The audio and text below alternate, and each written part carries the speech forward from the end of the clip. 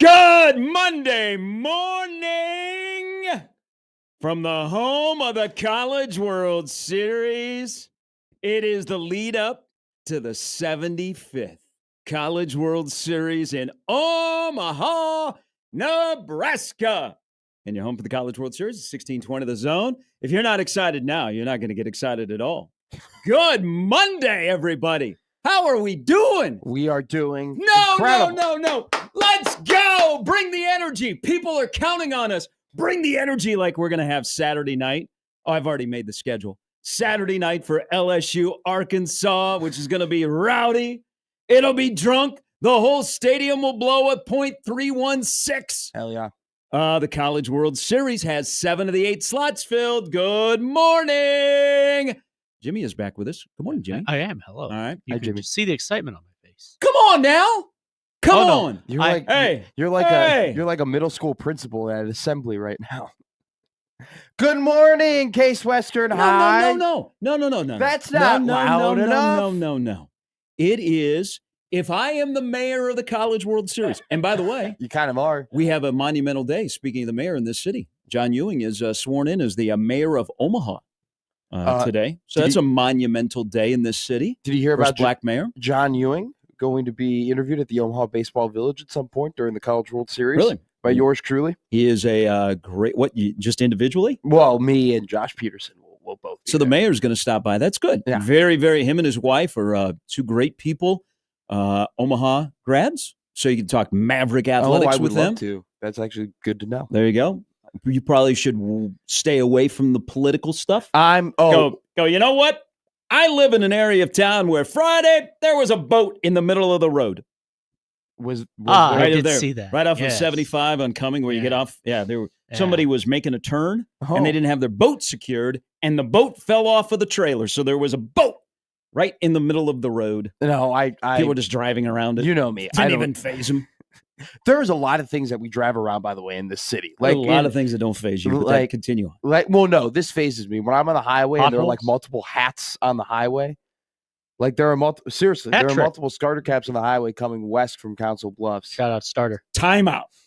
Hold on. Hats. I don't know. I have seen couches. I have seen beds. I have seen people on the side of the interstate. Yeah. I don't know. And I've seen a horse. Yeah. Remember this? These guys, before you guys moved here.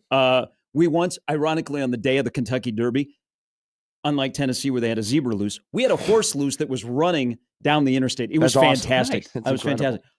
Swear to God. You've seen hats? I've seen 3 different hats on the side of the highway. One of them was a Bulls hat. And I thought, I wonder if someone ever is going to slow down, get out of the car and pick up one of these hats and endanger themselves. Seriously, I've seen hats on the highway. I've never seen hats. I saw somebody pop a tire on a pothole. Well, we do have a little, Mr. Ewing, Mayor Ewing. Those are your issues now. Big pothole town. Your pothole in the streetcar is all yours. And Mayor Stother, I don't know when the swearing in is, but she said now she can speak freely. Ooh. What's she going to say about Odson? I was she'd be on the Happer show. That's the crossover we need. So, do we? I would render useless. Yes. I don't know what I would say to the former mayor. So here's the deal. So if I'm going to be the mayor of the College World Series, and I will accept that responsibility, I don't think anybody's taking it from you. There was a lot of angst, especially with my friends that are business owners, that we were going to have a College World Series. Sure. But guess what happened? LSU We've got a LSU won, and Pig Suey won. So we have as many SEC teams in the College World Series as we have SEC players in Cooperstown. Really? Frank Thomas and Todd Hilton. There's only been 2 SEC Hall of Famers? I believe so. That is my research this morning. Holy Lord. So if you are looking at the College World Series, and we like variety here, because that's what we do. It's the spice of life. That's what we do in Omaha. 75 years of the College World Series. You're going to hear that not once, twice, but 4,000 times between now and the end of the College World Series here on the Zone. 7 of the 8 slots are filled. We have Murray State and Duke tonight. Yes. 6 p.m. John Morant against Cooper Flag. Ooh, but that would be good. Look at the variety. Has anybody ever told you, like your mom, you say, variety is the spice of life? No. Okay, so we have she should.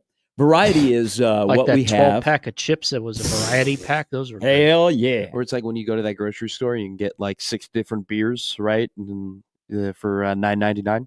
There you go. You can Make your own six-pack. Your own Make your own six-pack. six-pack. Welcome Exactly. to Trader Joe's. We're making our own 8-pack. 7 of the 8 are filled. We have a variety of conferences. And let's pour one out this morning. I don't know what you're drinking. If it's a little bit of juiced. Oh, look at you. Energy drink boy. You What do just you mean? did. Look at that. You I just am poured energy it drink out. boy. Coffee doesn't do it anymore. That's scary. You just It started. is scary. Is the Keurig still here? I know. I was waiting for you to bring that up. That Keurig has not been used in 2 months. I bought it. It was my big little thing. My whole project. It was my team morale boost, and just no one other than me used it. And then I've gotten off of coffee because I need an extra boost in the morning. He hadn't even been here a year And yet. pods Coffee's are not like doing it. $30. Oh, everything. Whoa. Excuse me? Keurig K-Cups? No, they are not. Yes, that was that little Cafe Bustelo thing. Okay. We do not need to be bougie with the coffee. Okay. I went to the grocery store and I got Dunkin' Donuts blueberry coffee. I got 12 of them. What do you wait? You $8. don't need to be fancy. You got blueberry coffee. That's pretty fancy. And then the smell it leaves in your house after when I leave. Like a So I candle? had 2 cups of my blueberry coffee this morning. And now when I come back later this morning to my house, Yeah. part of it will smell like the blueberry coffee. And I'll be like, But Yeah, you, but you the just told me not to be pods- bougie, and you got blueberry coffee. We're bearing the lead here. is blueberry coffee is not bougie. It ain't. But do you know what's not bougie? Bougie. Just black coffee. Bougie is that. Cafe Bustelo? Yeah, that's what I grew up drinking. I can only drink that. Nothing else hits my veins like Cafe Not Bustelo. everybody's being paid Not as much Sanka. money as you're being paid on this I'm- radio I'm station. not being paid a ton of money anyway to afford the Cafe Bustelo, because if I was getting paid that much money, we would have Cafe Bustelo in here all the time. Why? It's not very good, That's and it oh costs my way God. too much money. What? It is for the very price. good. No, for the price, doesn't give you the boost. Yes, now maybe it does. maybe straight, not the pods. Outside of the Oh, pods, better. okay. But in the pods, I don't think so. But once I leave the house, I very rarely drink coffee the rest of the morning unless it's a special occasion, unless somebody says, let's go for coffee. So whatever you're doing this morning, whatever you might be drinking, energy drink, Celsius, hello. Jimmy doesn't drink in the morning. He drinks water. Oh, no, I got coffee. Oh, you got coffee? Oh, I got coffee. Oh, coffee. you're a Starbucks guy today. Today, Hey, yes. Why not support the people here in the 402? Because I had a gift card on my thing. Oh, okay. I like Hey, free. hey. I'm cheap. No, don't say you're cheap. I work in radio. Gift cards are great. So let's pour one out Okay. because this College World Series, which will be played downtown, will be at Baseball Village. We'll be in the booth. We'll be on the field. It is the Bill Walton Tribute because we have 3 teams from the Conference of Champions that will be making their way into Omaha. I know we stole UCLA. I know Oregon State went independent. Yeah. Okay? Yeah. I know that Arizona jumped to the Big 12, but this is the Bill Walton Tribute College World Series, the Conference of Champions. We have variety. And as the mayor of the College World Series that I've just dubbed myself here in the last 10 minutes, I like this field. I like this field because we also have Coastal Carolina. This is a really weird, in a good way, field for the College World Series. And we may get even weirder when Murray State wins tonight against Duke. And then we'll have, 7 conferences that'll be represented in the College World Series, the 8 teams. I mean, come on. No teams from Texas this year? That's a first time in a while that we've not had a team from Texas.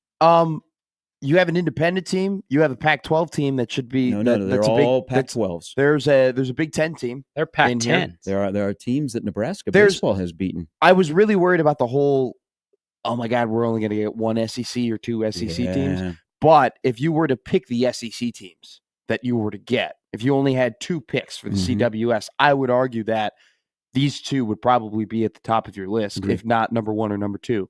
And so I think Coastal Carolina, I watched a little bit of their series against Auburn. They look really, really good. It's going to be fun. It's like these.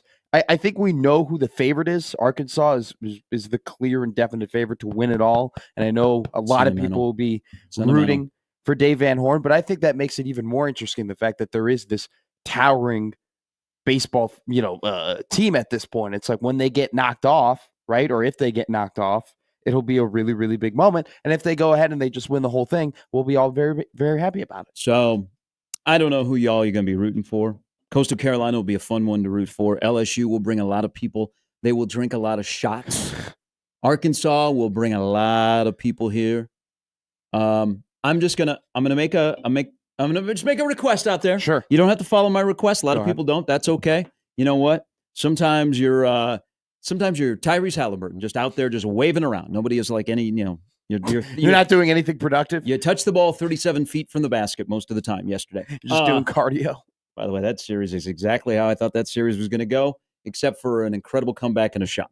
But Oklahoma City is dominated. By the way, series is 1-1 last night because ESPN and the NBA make it so difficult to watch the finals. You probably turned it off. Oklahoma City won big. But if you want a sentimental, exactly what happened. If you want a sentimental favorite, all right, you know my love for DVH. I think he is one of the best coaches ever in the history of Nebraska athletics. We have a relationship. We stayed in contact for. He's been the head coach at Arkansas for 23 years. He's an old man now. He's 64. So we're getting towards the end. Yeah. He's 0 for 9, including the infamous pop-up against Oregon State when they were going to win the title. He has never won a title. I think he's the best coach in college baseball that's never won a title. I'm just throwing out a plea there. That is your sentimental choice to win a national championship. And it's not just because of the little man in the dugout.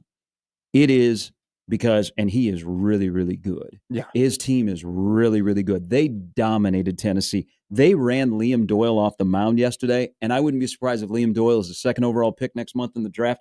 They ran him out of Baum Walker yesterday. That's a really, really good team that also has the sentimental thing of a guy that probably, I think, just judging off his post-game reaction yesterday in Fayetteville, I think we're getting towards the end of Dave Van Horn being involved with college baseball. Mm-hmm. And you don't know how many more chances you're going to get. No. Now, LSU is going to be tough. I mean, they're going to throw Cade Anderson, who might be the number 1 overall pick next month in the Major League Baseball draft. But if they're able to get to the championship series, man, don't do it to me again. My little heart can't take it. But I like this field. I think it's like a fun the field. No, I think it's a fun field, and I think it brings a lot of interesting teams and interesting stories. But I don't think anything is as interesting as Dave Van Horn in Arkansas. Like Coastal Carolina will be right up there. They won a national championship last time they were here. I just think it. Ironically, play Arizona again. It's one of these rare things that sports brings, right? Where you have a coach who formerly coached in the state, who then goes to a better program, coaches that program for a very long time, comes close multiple times, isn't able to win the title. And then when they're getting to the twilight, the potential end of their career, they get to come back to that state and win a title in that state with the team that they've been coaching for 23 years. Like it is an incredible story that I just hope comes to fruition and they ended up winning it, because it would be absolutely heartbreaking if it didn't happen. But it's fun. It's fun. We're going to have fun. We're going to have fun. We're going to have fun no matter what. Yeah. That's what we do. We are fun. And also it brings back caller Random Mike's favorite Millard South product of all time. Apologies to Kyle Perry, Greg Gary. Cam Kozel is coming back home with Arkansas after he dries off of him and his buddies jumping in the pond outside of the outfield wall yesterday to celebrate coming to Omaha. Did you hear about a soup over at the Kozels? I mean, everybody's coming over. Everybody's having a good time. They're all bunking up. They're going to be they're the only top 5 national seed that's making it here. Yeah. And I think they do the hotels. If they do it like the NCAA men's basketball tournament, where, if you're a 15 seed and you're playing in Providence, you're in a nice hotel. Yeah, but you're a little bit away from downtown Providence. I think they do the same thing for the College World Series. Like the top seed gets like the nicest hotel, or if they're superstitious, they get to pick, like if they won a national championship here and they're coming back and they want to stay in that hotel. So I don't know, would a nice, really, really nice downtown hotel that costs you $500 a night be better than staying with the Kozels out in Millard?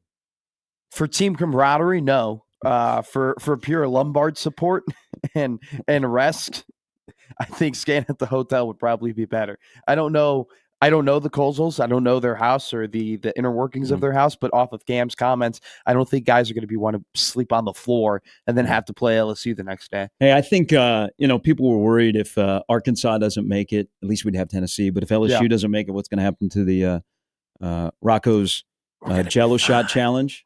Fine. Yeah. Well, did you see Oregon State? The Oregon State fans that were behind home plate the last couple of nights in Corvallis. No. And by the way, that ballpark was rocking as Oregon State put 11 on Florida State in the first 3 innings. By the way, matching the total amount of touchdown passes thrown by Florida State last year in football. But they jumped on them. Ended up being a 14-10 game. So they were able to get a couple of touchdowns, hold off. Florida State couldn't get a late second drive because of DJU. Threw a pick. They lost by 4. But did you see behind home plate the beer wall? No. So we've got some unique fans coming. I would hope that those fans that created the beer wall behind home plate, that I guess the NCAA told them to take it down, that they will be making the trip. And then if you watched any part of the Arkansas-Tennessee series, you saw the fans that are a whole different vibe. Sure. The guy that was holding up the potato out in the hog pen because he wanted a tater. Some of us call a home run a tater. Oh, or I didn't know or that. just the whole level of hogdom that happens with Arkansas baseball. The Omaha Hogs are coming, and hopefully John Daly is coming as well. Incredible. Hog Tua. And we had a Hawk Tua reference on the broadcast of Tennessee, Arkansas after Tony V spit out just an absolutely gorgeous loogie right during his coach interview. Now, I will miss my friend Tony Vitello. He doesn't know that we're friends, but in a way we are. Yeah. I know he's not for everyone. I think he has helped the growth of college baseball because there's a villain and he doesn't care what you say. And also he won a national championship. He's the highest paid coach in college baseball. I want to point this out. And he was funny. That broadcast crew, which had Tom Hart, our very own Kyle Peterson, and Chris Burke, it was awesome booth. It's a great booth that Tom Hart gets screwed coming to Omaha because Carl Ravitch has it in his contract that he has to do the College World Series, and he doesn't love college baseball like Tom Hart does. Sure. So they break up that booth, which sucks.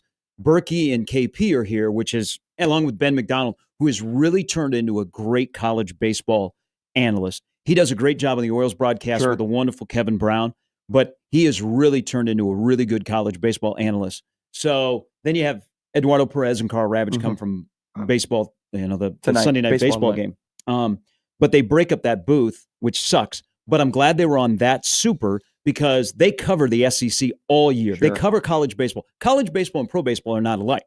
And sticking pro baseball people into college baseball where they just land for the first time is always uncomfortable because the games are not created the same. So they know Tony Vitello. Did you see the first day why he mentioned he was late? No, I did not. He had to go to the bathroom. He had a small bladder, which all of us men that get a little bit older, we get small bladders. So he mentioned that on the air. And then as you referenced, yesterday, I won't do it because it'll make people vomit. I mean, he literally hucked it up. Like you could hear it on the broadcast. So that shows you he knows those three really well, that he could do that, and then they would all laugh about it. And, Tennessee got their butt kicked this weekend by Arkansas. Arkansas and North Carolina, I thought, would be the two teams who win the national championship. Shows you even more what Arizona did to go into Chapel Hill and rally the last 2 days. But Tony Vitello, I don't know if you saw what he did after the game. And remember, his connection to the Arkansas staff, he was an assistant there, and Dave Van Horn has really helped him in his career of navigating what it's like to run a program. Vitello stuck around after the game. Arkansas is celebrating. They have the big on-field stuff. They have the hog pile. They dump water on Van Horn. Vitello stuck around, and he shook every hand of the Arkansas coaching staff. And him and Van Horn, who got into it in 21, got face-to-face, they had a long, really nice, comfortable, smiling conversation at home plate. I hope people see that hate Tony V. Man, you got some swag, but when you lose, you can have swag and be, hey, this is good sportsmanship. And so I thought that was really, really cool. But we're now to the College World Series. We just need one more team. I hope it's Murray State. I don't need – here's the thing. I wanted Duke in if North Carolina was there. Because I wanted to play into this whole we could get Duke, North Carolina, College World Series, Omaha. Now that North Carolina's out, get out of here, Duke. I want the Cinderella story. I want the people from Kentucky. I want the racers in town. I want everybody having a good time. You know what you remember what Jim Valvano said about March Madness? Just keep surviving. I don't know. Just keep living. All right. That would be Matthew McConaughey. My apologies. Almost the same guy, but not. I'll have to work through that during the break. I- Never lose to a state that is not a state. Excuse me? That's good advice. It's Never- like poker and someone named after a city. He said, and in all those runs by North Carolina State, never lose to a state that is not a state. Wright State, Murray Oh, State, Delta Yeah. State. Yeah, that is That's a that is good one. that is not good. That is Jimmy not V good. with some Fort great Hays advice. State. So Sure. don't lose to a state that is not a state. And if Duke cannot rally, and I mean Murray State's relentless, and they scored 19 runs on 17 hits yesterday, and they'd be a first timer, but they're not a state. I've been to Murray State. How is it? How is Murray State as a state? Oh, I thought you told him that story. No, I went to a Walmart in Murray, Kentucky. Okay, I love where this is going. All right, now you get the idea. It is the only venue I've ever been, and they love basketball there. Okay, I mean, they got great facilities. Mhm. I mean, Ja Morant, Alfred Payton, who else from there? Steve Prohm. So they've had some great run of players there, and they love their basketball. It's the only place in my broadcasting career I have ever heard the P word that ends with a Y used repeatedly and used as a noun, adjective, verb, Wow. all of those things. So it's a little bit of a That's- different place. I that's think pantry. I Yes. think for that to be I- for that to be the state word, the state cuss word is that word is real niche. It's an acquired taste town. They'll love Ryan Miller as their basketball Sure. coach, but it's a remote outpost. But they've played really good baseball the last 2 weeks. So if they get here, it'll be a first timer, and I mean we'll have very much a variety. You were in They a Walmart. play tonight at 6. You were at the Walmart. In Well, Murray, yeah, Kentucky? because our athletic trainer Mike Nicola at the time needed water, and he needed like some supplies Sure. because we flew in there and we didn't bus, so you can't load it on bus. Mhm. So we had to go to the bus driver took us to a Walmart. I will say that the hotel we stayed in, and there Yeah. aren't a lot of 5-star hotels there in Murray, Kentucky. Got a great view of some of the living conditions. Reminded me of Macomb, Illinois. Ooh, Yeah. very But they scenic this love time their of year. racers, and we would love them if they're here because they'd be a first timer, and they got great gear. I just can't get over the fact that that was the word for Murray, Kentucky's people to use to you and cuss at you. Oh, That's it was like- not at me. Well, It okay. was not at me. It was at a The couple ol- of players. The Omaha Mavericks were getting a lot of heat in Murray, Kentucky. Is that the biggest rivalry in college Yeah. sports? They were harassing a guy named Mike Rostampour, who already lives on the edge. By the Okay. way, now is an FBI agent. All right. Yeah. Congrats. But he Good career. like at any moment you Sure. think that he would just kill everybody. And he was probably the That's- wrong guy to say that to. Sure. But he was able to control his emotions on that night. But Yeah. they had like a chant, and I was like, okay, is the students doing it? No, No. it was like, it's the Murray State Silver Sluggers. So they love their racers. Is it like the Fenway stories where you have like 7-year-olds flipping other players off? I did not see any of. That sounds like I did Boulder. not see any of the white guy's favorite salute. No, I did not. All right, coming up on the show, Evan Bland's going to join us at 8:30. Lots to discuss. Battle at the Boneyard. Yes. Yeah, Matt McMaster was in attendance. We'll Yes, get his I was. risers and fallers and movers and shakers, and how many other schools will do copycat of that great event that Nebraska put on over the weekend. And got a lot of chatter on the recruiting websites over the last couple of days. So we'll talk to Evan about that. Nebraska baseball, the portal giveth, the portal taketh away. Nebraska got an SEC guy Yeah. from Mississippi State. Nebraska also beat UCLA 2 weeks ago on the diamond that will play the College World Series in. And now UCLA is coming back. Crazy things can Yeah. happen. So Evan Bland of the World Herald will join us coming up at 8:30. Lots to discuss. Monumental shift in college athletics. You knew it was coming. It has changed forever with the NIL, revenue sharing, house settlement, all of that stuff that went on. Nebraska wrestling. They usually drive Yes. a Ford pickup, but now they're going to be driving a Ferrari. And it's okay to admit something out loud and not be shamed. And if you're being shamed, I'll stand up for you. I'm standing up for the College World Series field. I like it. Saturday night. Woo-hoo! Woo-hoo! Woo! I can't even do it. I can't even. I You couldn't- are pumped today. I could you not. are jacked. I could not work at Arkansas because I cannot call the Hogs properly. But you know what? We're going to be calling lots of Ubers Saturday night for Lots the of people that Ubers. will be at the downtown day trader for the College World Series. But if you had it's okay to admit something out loud, and I'm here for it because we like length instead of short.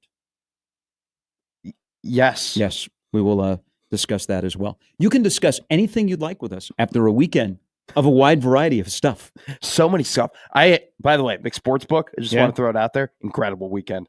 Banner so weekend. Did 137% of the people on Twitter that had the exact or trifecta at the Belmont. I got it. Sovereignty. Fell in love with the horse. Fell in love with it. It didn't matter, by the way.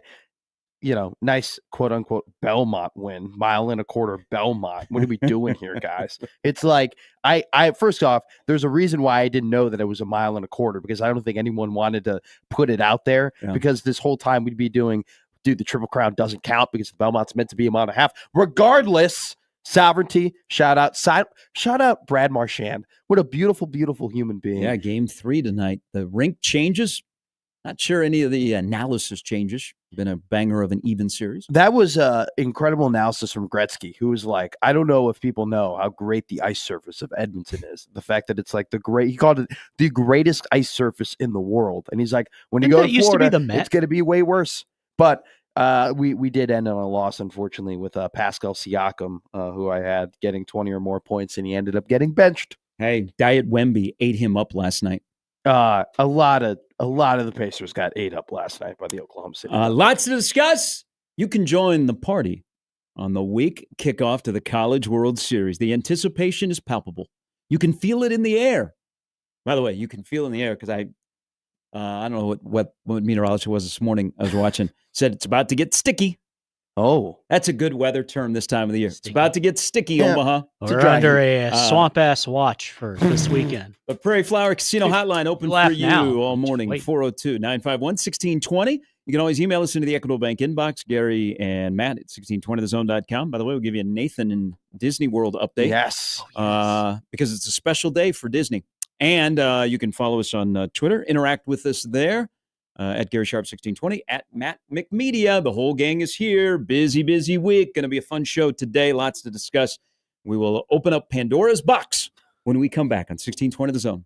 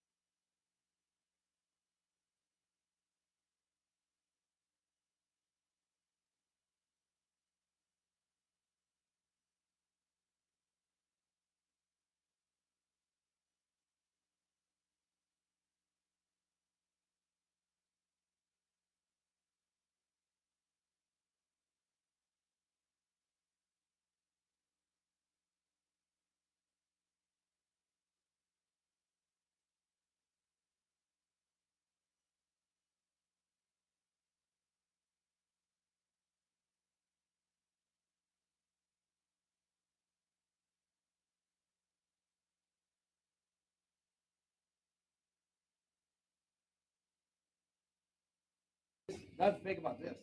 This is what you saw at the bull market the other night.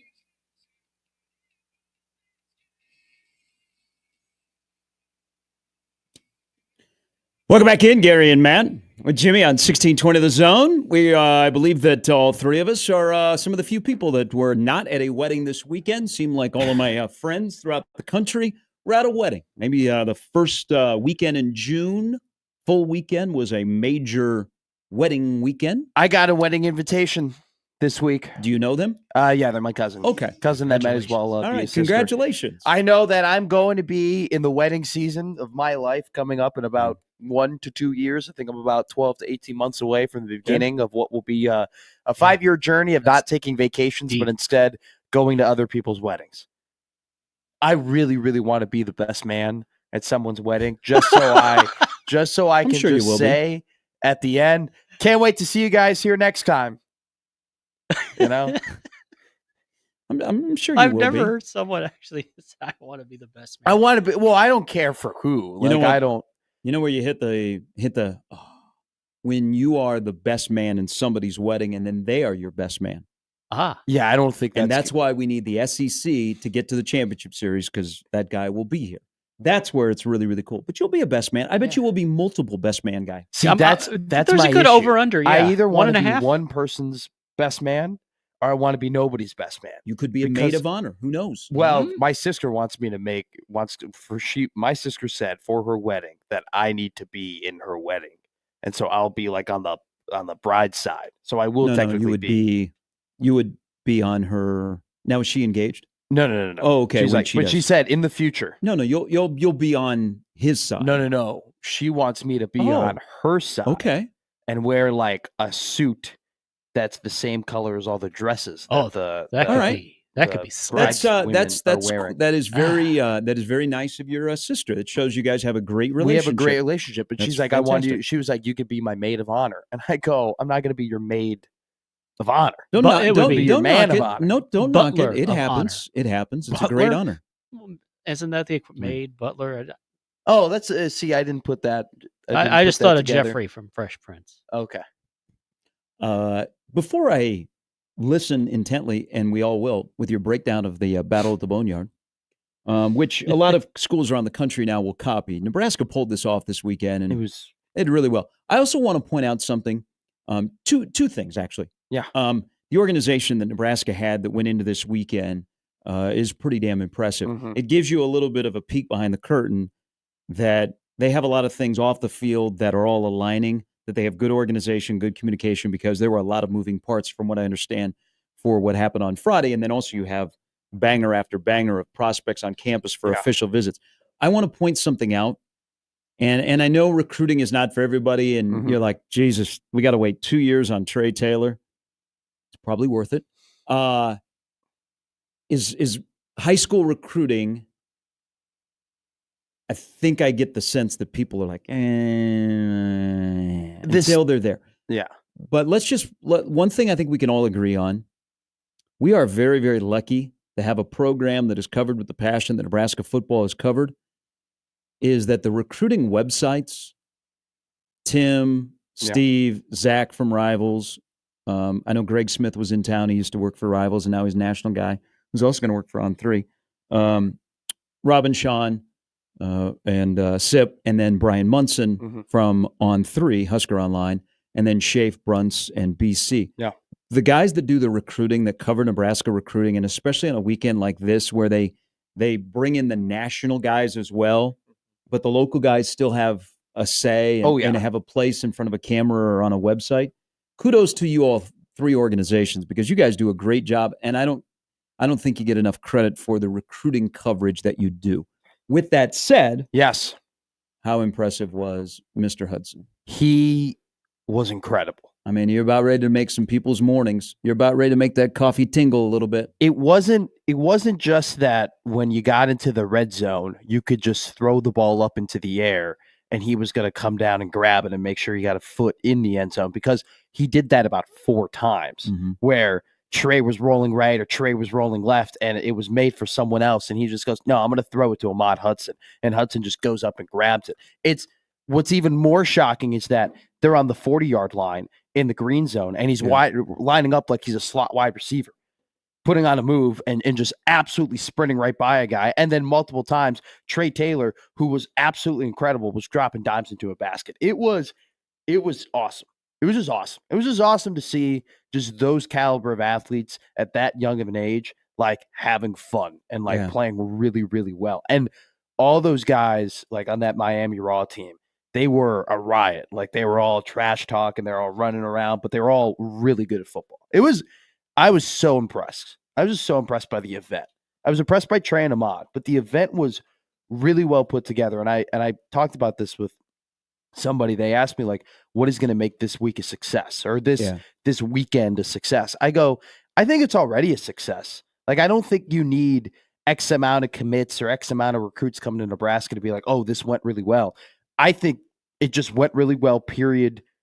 End of story. They put together an event that no one else has put together before. Their motto, not only from like an athletic perspective, but from like an enrollment perspective, is we just have to get kids on campus. We just have to get kids to Lincoln. And they used a very creative and modern way to get as many as the best prospects to Lincoln as they possibly could. So I give them so much credit for how organized it was, for just how good everything looked. They had multiple screens up there. Like they invested in infrastructure to like make sure that they could put on the best event possible. It was impressive top to bottom. So they have, I would say they have recruiting momentum. But here's, okay. This is the part of recruiting. And, you know, there's a couple of crystal balls for 3 stars, an edge rusher, Cameron Wilson, and then an interior offensive lineman. Then there's the headliners that were here for Hudson, which trying to pull off basketball and football would be remarkable. Insane. Luke Sorensen was here. Larry Miles is going to make a decision on July 1. He's the wide receiver from Orlando. CJ Brownell was here. So I read all this stuff, and you see the prospects walking around, and you know, sure, which ones are the priority and which ones are, hey, we'd love to have you. I'm going to use a guy like Luke Sorensen, 4-star tight end from California, Southern California. Ole Miss and Penn State appear to be in the lead, but he used the phrase, Nebraska will be hard to top. And the Osborne Legacy Complex got to be shown off. And if you ever get a chance to go inside there, it's jaw-dropping. They have things that you've never seen anywhere else. And I love it because it helps the current players. Is it attractive to the recruits? Yes. Yeah. But I'm in for the guys that are playing, and how does that help them get better on a daily basis? How does that help them recover? All of that stuff inside of that building is built for Nebraska football. I need something. I don't need, hey, they're going to be hard to top. I don't need a 4-star tickling my twine. I need somebody to say yes. You can say momentum. But you need a dog, okay? You need a dog in the class of 26 to go, damn right I'm in. Yeah. Before they see results on the field in what could be kind of the climb over the wall type season. So I love that they got a lot of guys on campus, and from Solich all the way through Rule, everybody says the same thing. Got to get them on campus. Sure. Once you get them on campus, boy, you got a shot. And that's absolutely true in a place like Nebraska that is not easy to get to for a lot of people. But now we need somebody to say yes. But okay, somebody to say yes where you go, you know what? Could be a generational talent. Let's go. They are making waves. They're beating Ole Miss. They're beating Penn State. They're beating Georgia, Oregon for defensive linemen. That's what I need next. I don't need, hey, they're going to be hard to top. Well, you know what? Hey, say yes. Yeah. Just say yes. That's what I need. Yeah. Okay. Instead of all these names, I need a breakthrough guy, because once you turn on the faucet, okay, then it'll make drip out. Sure. And then all of a sudden, just. I don't think though I still call it a success regardless if they get one of those names, just because Nebraska still is in a moment where more people need to know about the facility. More people need to know that Lincoln is legit. More people need to know that Matt Rule is actually not just building something where he's going to take a bunch of scraps and make them good. He's going to go ahead and get dudes. And so when you have an event because I don't want to play against those guys. No. Those guys that came and you got your facility, got the tour, and danced with you. all of a sudden at the end of the night they go home with somebody else, and then you got to see them at the next dance. I don't want that anymore. But I do think there is the benefit of these prospects coming in and telling all their high prospect friends, hey, absolutely, hey, this is legit, man. Like this isn't just a joke. Like they actually got stuff over there. And if that chatter causes more guys to then come and visit and come and look at it, and then they say yes, then we're in a trickle down. Then we're we're rolling down the hill. Okay. But that's where I'm at. I'm okay. Need somebody. They always say in sales, ABC. Sure. You know what ABC is? No. Always be closing. Oh, okay. He hasn't seen Glenn. Yeah. So always be closing. Okay. Now, and I don't need one today, but I'm talking stretched out between the next couple of months. Sure. Needs something. Don't need, hey man, Nebraska wowed me. That was pretty cool. How about saying yes? I think that's where I'm at when I look at this. Sure. Everything you just said about the FaceTime, absolutely. Yeah. But now let's get some wins. Well, you know what? I don't want to stall in the red zone. I want to walk it into the end zone.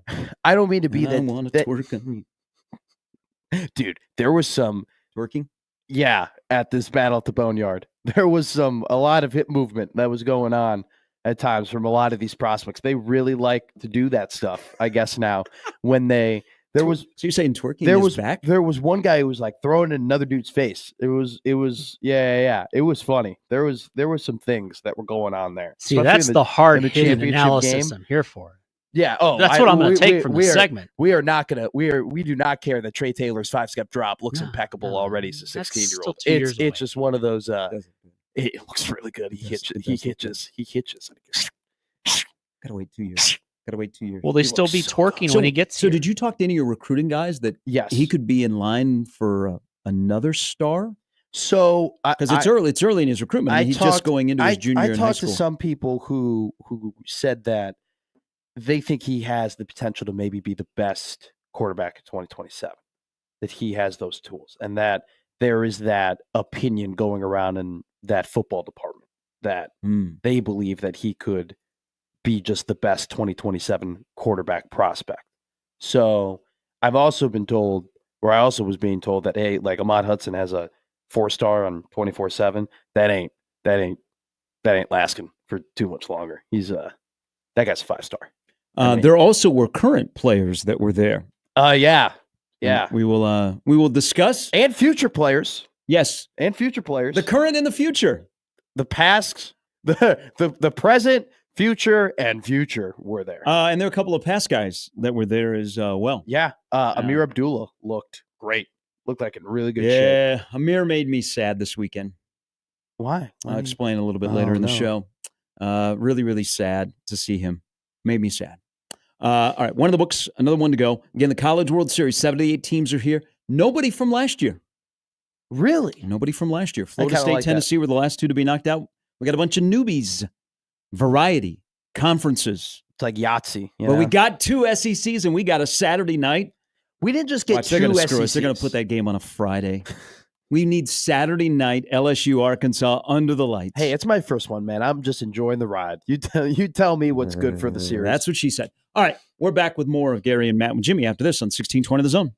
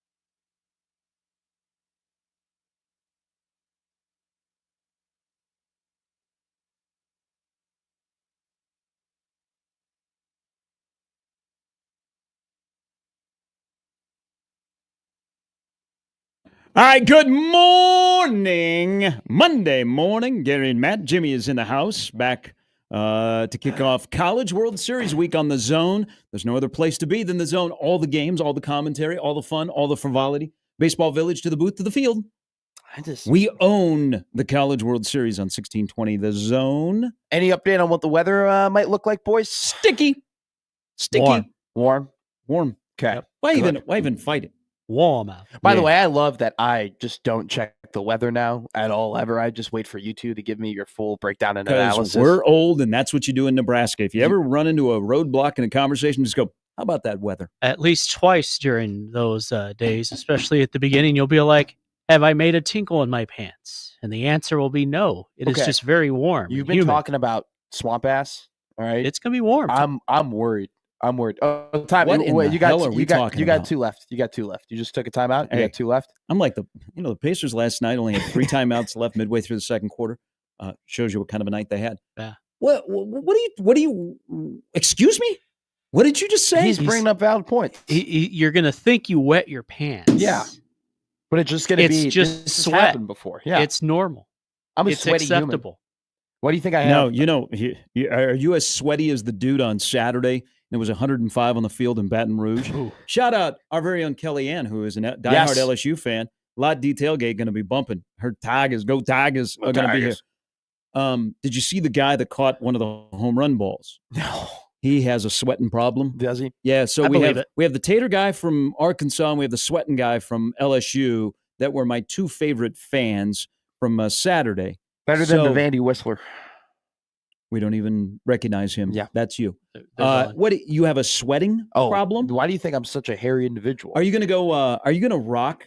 Because there's really only one person at 1620 The Zone since the College World Series started that can pull this off. Now, 2 people could. Sure. One won't do it, but wear a basketball jersey. Oh, like Nick Baugh is the only guy that I've ever seen wear a basketball jersey. And of course, his defense, as a basketball player, he wore that basketball jersey a lot. But like, he's got the body; he could pull it off. All of us else, there's would be that like, too. Do you think I have the body to pull off a basketball jersey? I don't know. You told me you're hairy. Yeah, I don't think I do. You told me you're on the level of the late Gary Albright, former Nebraska pro wrestler. That in college, I sat behind him in a class, and I thought like he had an animal coming out of his shirt, but he would wear tank tops. My arms are like big to the point where you're not going to compliment them, but you're not going to insult them, and because of that, big like a pickle. No, but like they're not defined. You know, they're just kind of out and about. Yeah, I'm a great baseball jersey guy. Yeah, well, we got big fans, so big fans are going to be blowing on you, so you won't have to worry about the sweat. I was going to mention that I don't want you to be offended when it happens because it's going to sweat. Happen. No, I'm probably going to end pass up out. No. I'm probably just going to end up dressing like I'm going to golf. Yeah, what's wrong with every that? day? We all do. I don't want to show up to work with a collared shirt for like CWS week, and then you'd be like, really? Like for CWS week, you only show up in a collared shirt? You should dress like nice? The late great Payne Stewart. Your choice of clothes, we're way past that. Yeah, there's no recovery. You and I wear the same thing. We wear pants and hoodies and hats. You're just way more Omaha centric than I am. You just always have Omaha on. And today you have Kansas. That's where we live. That's where I vote. That's where I pay a wheel tax. Kansas. You a Kansas Jayhawk fan?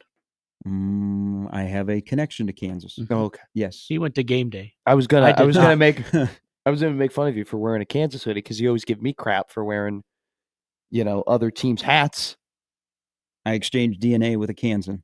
Okay. All right. Good morning, everybody. Done Welcome that in. before. We live in a world. I have too. Choose a cheerleader. Shout out Kansas. All right. We live in a world where you can buy weed online, you can bet on your phone, and colleges now can pay athletes legally. This is a wonderful, wonderful world that also saw this weekend. I don't know if you guys follow the Omaha Beef. So the Omaha Beef I think they're having another great season. I haven't paid as much attention. They're a wagon. Tommy Armstrong apparently came out of retirement this weekend. Oh, wow. So Nice. Tommy, who was living in Lincoln, was working at North Star. He was a football coach. I think he was the OC. Mhm. I think him and his wife moved out of Nebraska. I'm not sure where he went, but I got a couple of texts of, hey, Tommy Armstrong has come out of retirement and he's back with the Beef. And he scored like 7 touchdowns Saturday night. So welcome back, TA. Yeah. He's Michael been- Jordan, guess. circa Hey, 1995. He's been dominating that league when he's playing for the Beef. But yeah, he retired at the end of last year's season, but I guess he is back. He is back. There's like all the Omaha Beef Instagram of all of these clips of him absolutely dominating. Good on him. Good for Tom. TA, watching him play with the Beef and having success and that good-looking smile makes me happy. Amir Abdullah having a camp this weekend and being back in Lincoln made me sad. Why did it make you sad? Well, so Amir came back and did his camp. And Amir's still in the NFL. He's had himself a nice NFL career. Yes, he has. He has been able to hang in there, multiple teams. And then he was, I think Amon was there with him. But Amir made me sad this weekend because I'm looking at him and I'm looking at Amon and I'm thinking, man, how friggin' spoiled were we around here with I-backs / running backs. Like we had an unbelievable run of great running backs. And then we went into a little bit of a lull. And then we came back with a flurry from Halou to Burkhead to Amir. Mm-hmm. And so it made me sad that we've gone about a decade without having the, oh my, thank you, Usher, type of running back. But a guy that was there working with them that you probably saw on Friday night. Yep. And I don't think he's missed many days in the weight room since the offseason began. Emmett Johnson, who his arms are giganormous. It's a made-up word. Did you notice the same thing? I was shoulder to shoulder with him. I looked with him. I looked at him at one point and I went right to the biceps. I was like, this guy looks a little bit bigger. He looks now, I'll tell you this right now. His arms The shirt, yeah, kind of tight. It was kind of a tight shirt when you walked up to him. I'm just being honest. When you can I'm pull being it I don't honest. have a body like that. Yeah, I mean, Hell I'm yeah. being honest. It was a little tight Good for shirt, him. but he looked good. He looked really, really good. His barrel chested too a little bit. Like his shoulders got bigger. He looks jacked. He looks in great shape. I know I'm not supposed to do this. I violate a lot of rules that I set myself, but it happens. Not supposed to get enamored over pictures. But I saw a picture of him from Friday night, and I'm like, damn. He looked good. Damn. And we made a big deal about Adrian Martinez between his freshman and sophomore year. Looked too big, like he'd been spending some time in the weight room. I mean, as long as it doesn't slow down Emmett. But he, upstairs, there is a party going on. And he worked at that camp, and he said a couple of things in a couple of interviews I saw that I want to touch on a little bit later in the show about this year's team. But seeing Amir, like, God, this was a place for running backs. And I don't necessarily know they're going to get back to that ever. They'll never get back to that stretch again of the 80s and the 90s and, you know, the trio of Halou, Burkhead, Amir. But man, we had some good times with running backs. We had some really good times. Where we're heading, though, Nebraska might end up being the place for quarterbacks. I mean, that's kind of how this program is angling right now, based on their recruitment, based on the guys that they got, based on how much they invest in the quarterback position. And so, while I agree with you, I'm very sad that, you know, we don't get to see electric running backs, or we haven't seen an electric running back in a decade. I will for sure take having a run on quarterbacks like the run that you just mentioned Nebraska had on running backs not too long ago. You know, so there was a plethora, and it being, you know, 7-on-7, you have the skill guys. Sure, yeah. And I know there were a lot of, like, Larry Miles is one to watch. Nebraska's going to get his final official visit. The wide receiver from Orlando who's been working out with Cam Ward. Cam Ward says great things about him. I probably got more excited this weekend. Maybe excitement's not the right word, but more interested in hearing linemen talk about their visit. Like when a Mark Matthews, who's a 5-star offensive tackle, when he talks about his visit, I go, because those are the ones. If I'm Trey Taylor or I'm Dayton Raiola, and remember, you have to choose your quarterback. Yeah. There is no, hey, I just choose whoever's playing at Nebraska. Nope. The media is going to make you force. You're either going to be a Dayton guy or you're going to be a Trey guy. Yeah. Okay. Yeah. And I'm not joking. No. That's happening amongst the media. You can see who is on the Raiola side and who is going to be on the Taylor side. Yeah. So prepare your battle in 2027. But if I'm a peer recruiter, I know that I'm playing 7-on-7 and I'm throwing to a Hudson and I'm throwing to some other dudes. Sure. Man, I think my all in on peer recruiting is I would build my offensive line first. Like Aaron Rodgers, who is going to wear 8, so he'll be like Tommy Maddox and Kenny Pickett. I know that Randall Cobb and Alan Lazard are going to be playing for the Steelers before long. Yeah. I'd be recruiting offensive linemen. I mean, I know they don't need that, but that's what I would do as a peer recruiter. I would be convincing that 5-star offensive tackle or that high 3-star interior offensive lineman. That's who I would go to peer recruiting. And I don't know if that's how it works because you spend more time around skill guys. You're throwing to skill guys. But I would like the peer recruiting of linemen because that's where my eyes went this weekend to see who's here and what they say. Yeah. Because I think it also, and I know you're a big fan of his, is what does it say about Donnie Raiola's development and the word on the street about him? Can he get me to the league? Well, with Donovan Raiola, I'm a fan of his work and I'm a fan of how he is as a coach, and I think he's done a bang-up job not only just getting more talent in that room, but developing depth, right? Because I feel like for the first time in a couple of years, Nebraska could probably suffer an injury on the offensive line, and the drop-off wouldn't be that drastic. And I think that's a credit to him. But he's got to get another top guy because he got Grant Bricks, and that was a whole Husker football recruiting effort to get Grant Bricks. It wasn't necessarily just Donovan Raiola who did it, but you need another one. You need it's not just good enough to get 1 4-star or 2 4-star offensive linemen in a class, and then we got to wait another 2 years. No, every single season, Nebraska has to be getting a top of the line offensive tackle or offensive guard or whatever it may be. Like they consistently need to be getting these blue chip guys because I worry a little bit sometimes with the amount of investment I see in some of these higher recruited wide receivers or skill position players, because let's be honest, you can take a 3-star wide receiver, a 3-star running back, and they can develop into a really, really good player in college. They don't build guys like Mark Matthews. They don't. They like, there's not that many guys who are 6'7", who are that tall, who are that big, who are that athletic. And so sometimes I wonder, I'm like, man, I wish they brought more pickup or semi trucks to offensive lineman schools so they could get like these, because like, it's great that you were in second place or you're in the running for Isaiah World, right? And we can give you all the credit in the world for that as much as you want, but guys like that eventually need to be playing for Nebraska. So there's and I think as we make the transition, is and now that the world is changing and you essentially have a salary cap, is one thing will become even more important than it is already in my mind, and that is player development. I think you will hear more about player development, not buying players, managing our roster of who we're paying who. I think in this new day and age, because everybody is like going to go, okay, what's our competitive advantage now? Sure. I think player development will become more important than it ever has at the college football level. And the coaches that can develop players, you can get them and then develop them, I think will be the ones that have sustained power and can hang around a little bit longer.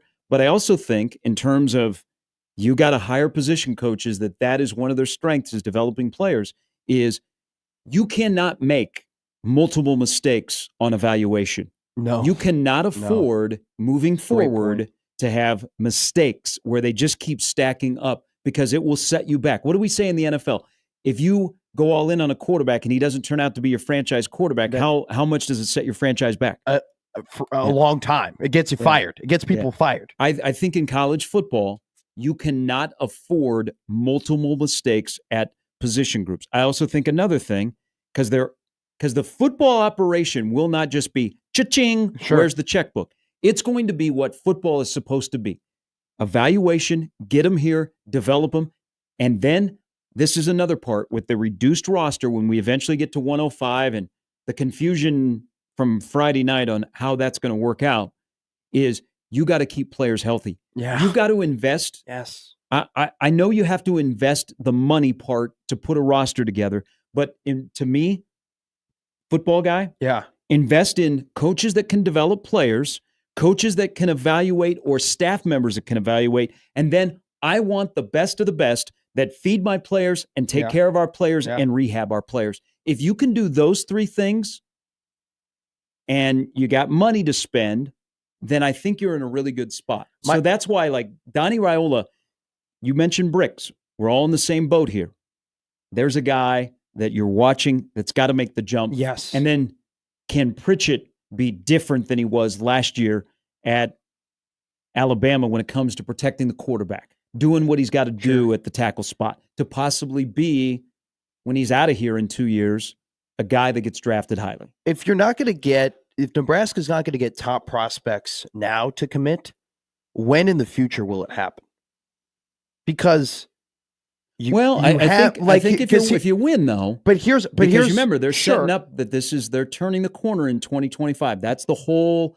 This is it. This is once we turn it. Yeah, the faucet is not going to turn off. But look at the combination that they have right now. They have the best facility in the country. Okay, there were other teams before Nebraska who held that moniker, who now no longer hold that moniker, meaning that there's going to be someone else in the next couple of years who's going to build something bigger and even better, and then they are going to be the one with the recruit. Now, it's not like the big, the complex will just go away and no one will care about it anymore, but you're not going to be able to legitimately boast, hey, we have the best facility in the country forever. So you have that. You have that momentum right now. You have the momentum of, hey, Matt Rule is developing this team and they're going on the upward trend. You can be the guys to make the difference. They have that. So it's like, and then they also have money, which is incredibly helpful for getting guys who may not have been looking to come to Nebraska in the first place come here. And then they have the 5-star quarterback. They have this just perfect conglomeration of just things that are happening from a recruiting standpoint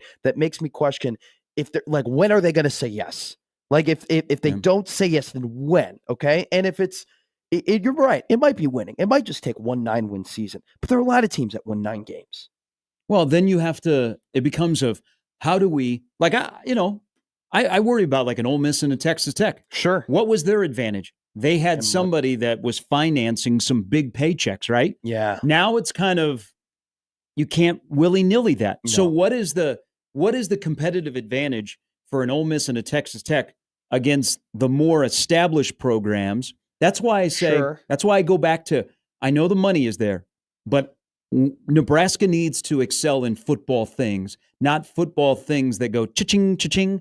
They need to excel in football things that are cracking the pads and doing all that kind of stuff. And then that's where then they can say, okay, our competitive advantage, Troy Danon puts his hand in the air and says, okay, this is what we do. We get guys here, we develop them, we send them on to the league, and we win. And we've got this fan base and all that. And oh, by the way, we got some cash too for you. Well, I think the pressure's on now for this season because of it always has been. But like, no, I don't think you can keep adding layers to it, Matt. I think it's always been there how important 2025 is. I think for the health and the future. I think I can add another layer on top of the pressure. Like, I think that it's a lot of pressure. I'm not saying it was a lot of pressure beforehand.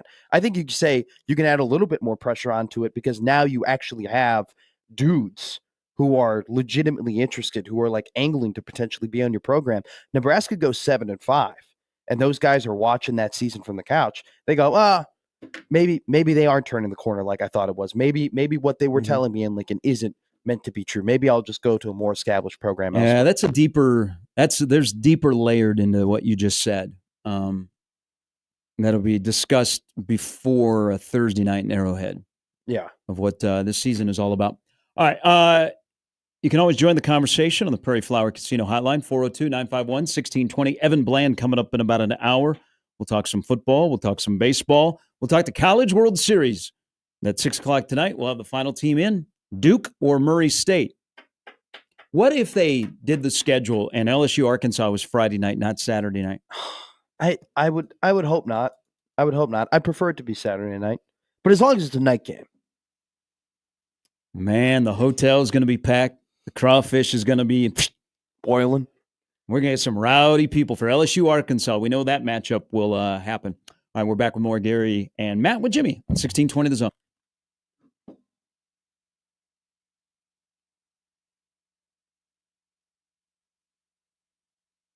Let me tell you about an Omaha roofing company that is focused on you. Roofing technology the experience serving people. They are the MVPs of roofing in Omaha. They are Moose Roofing. Pat Moose and his crew, they have been, and they've got an extreme passion for what they do to help you. They've been in business for nearly 30 years. They're Omaha-based. They're not, hey, we got a storm, so let's go to Omaha. They're here before the storm, during the storm, and after the storm to provide you a peace of mind because they are local. They are here. They're here year-round. They've been doing over 15,000 roofs from Western Iowa all the way to Lincoln. And this is what they do. Residential roofing, roof repair and service, commercial roofing, siding, gutters, whatever you need to have inspected and whatever you need to be fixed, Moose Roofing is the place to go. They'll come out. The consultants will come out. They'll sit down with you. They'll get to know you as a person first and foremost, and then what your issues are. Then they will do a full inspection. They'll give you a plan. They'll even work with your insurance company, something that nobody else does to the extent of Moose Roofing. They go above and beyond, and then they get to work for you because they're in it to win it for you. That's why they are recommended all over the place. When you want to protect your most valuable asset, your home, the only place to go for roofing, siding, and gutters is Moose Roofing. For more information and to schedule an inspection, go to the website right now, mooseroofing.com.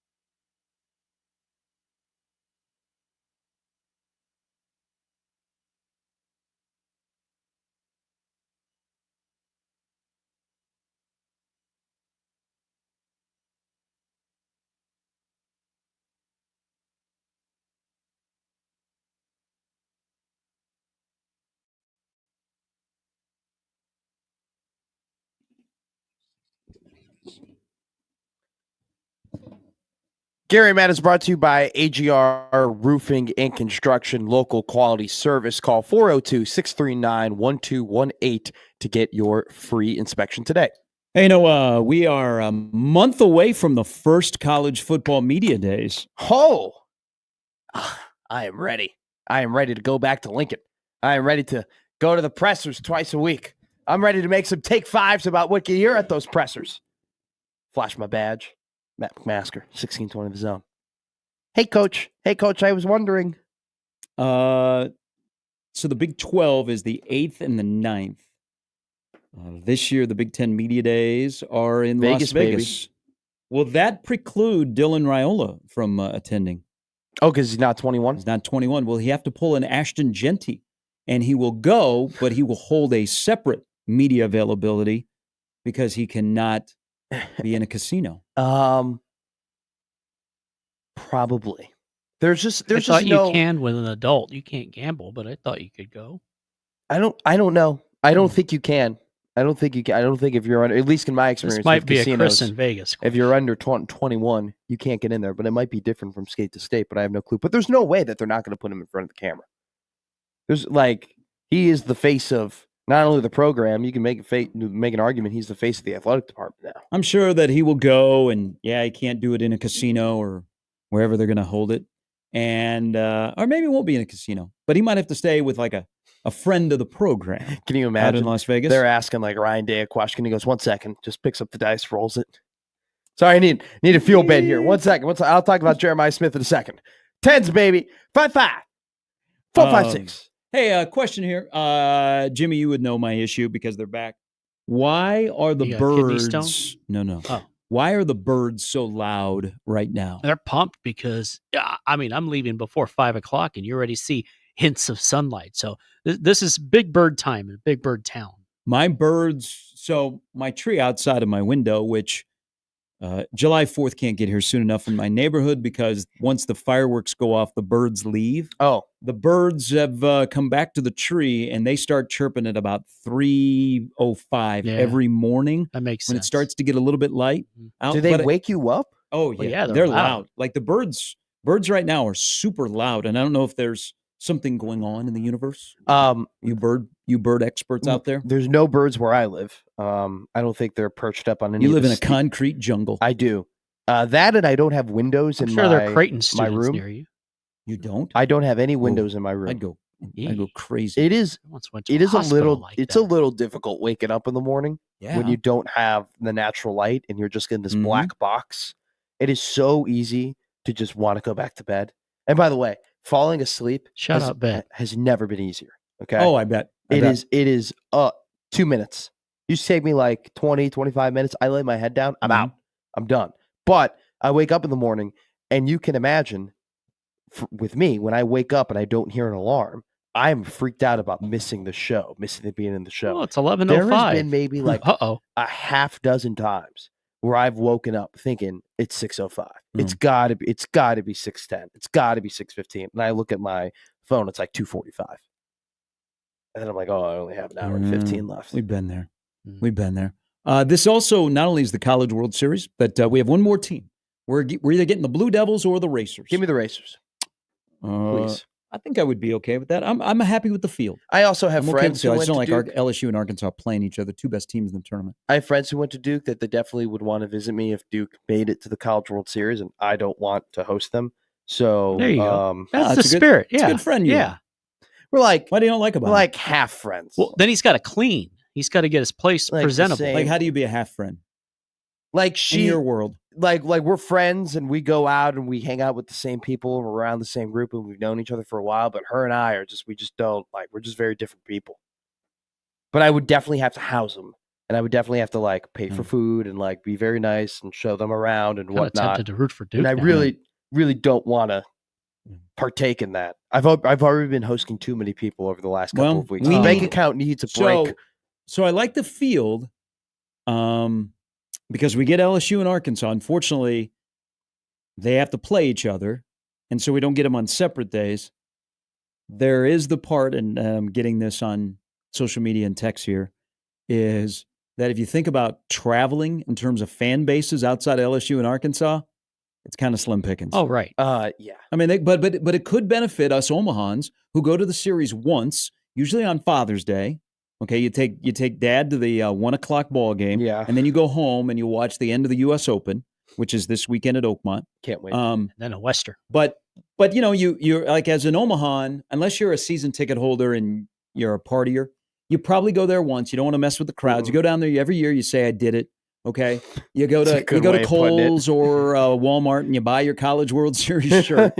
But you don't get it at the baseball village. No, you get the discounted one. If you are a local, you might have more of a chance of getting tickets that are not as expensive, because there are some fan bases that, just because of their size, will not travel. So we need you, LSU and Arkansas, to come and spend money, stay and play in our fine city. But speaking of the U.S. Open, so the U.S. Open is in Pittsburgh. First time in 9 years. So Zen Rogers. Last time the Coastal Carolina won a national championship, so did Dustin Johnson. Oh, I thought you were going to say the U.S. Open was in Oakmont. That'd be funny. The U.S. Open is. No. The last time Coastal Carolina won the World Series. It was.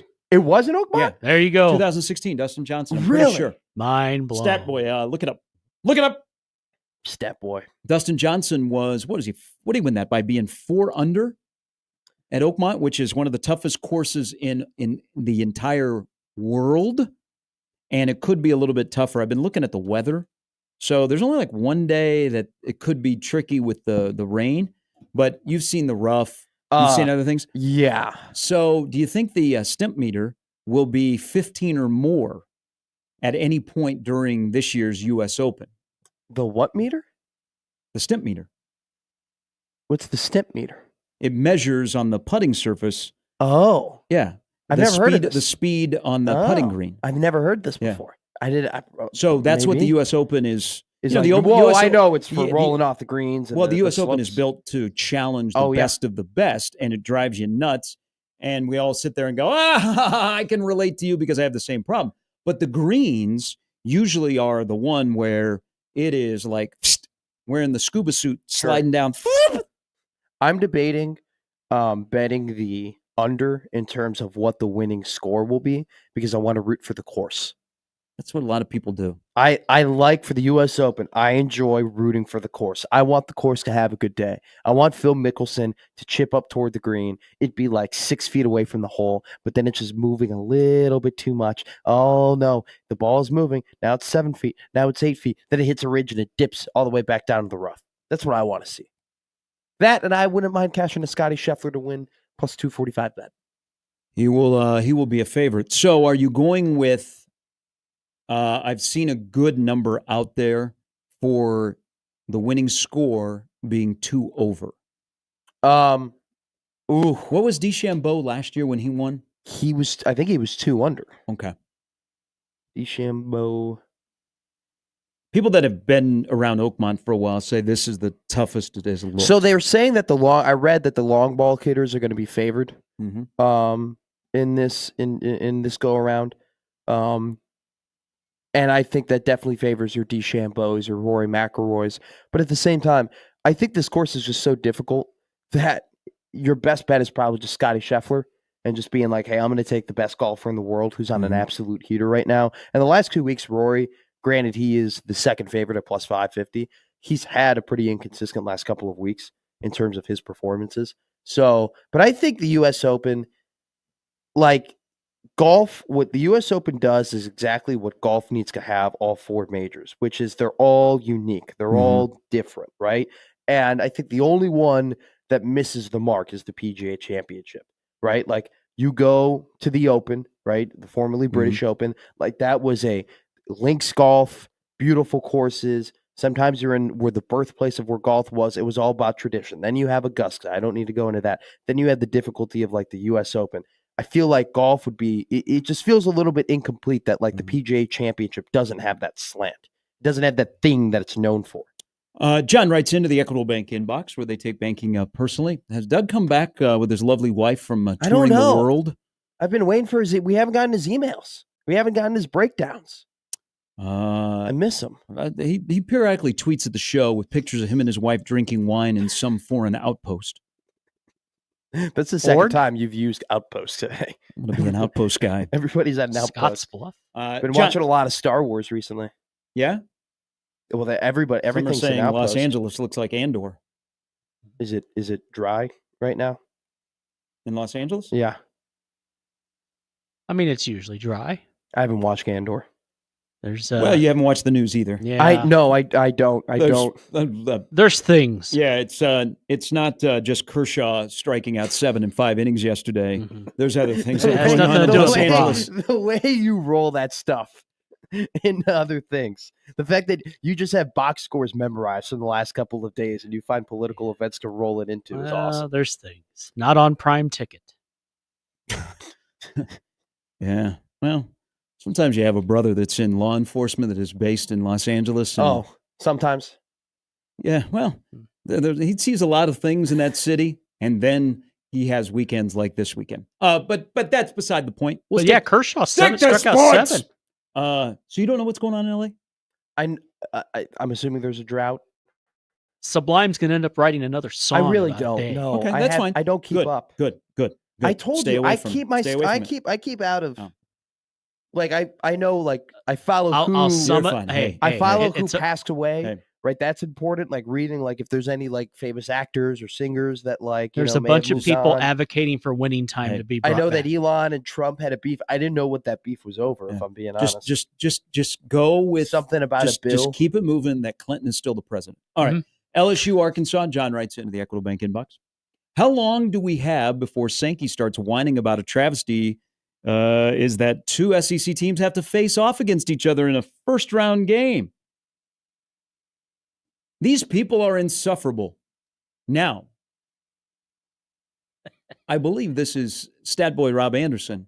I think this is the 4th straight year that 2 SEC teams have played in the opening round.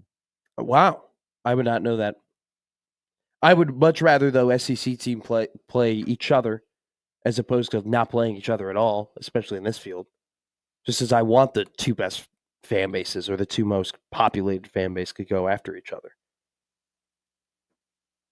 But I don't want the 2 best teams playing each other right away. Do you think LSU's the second best team? Yes. In the field Yes. right now.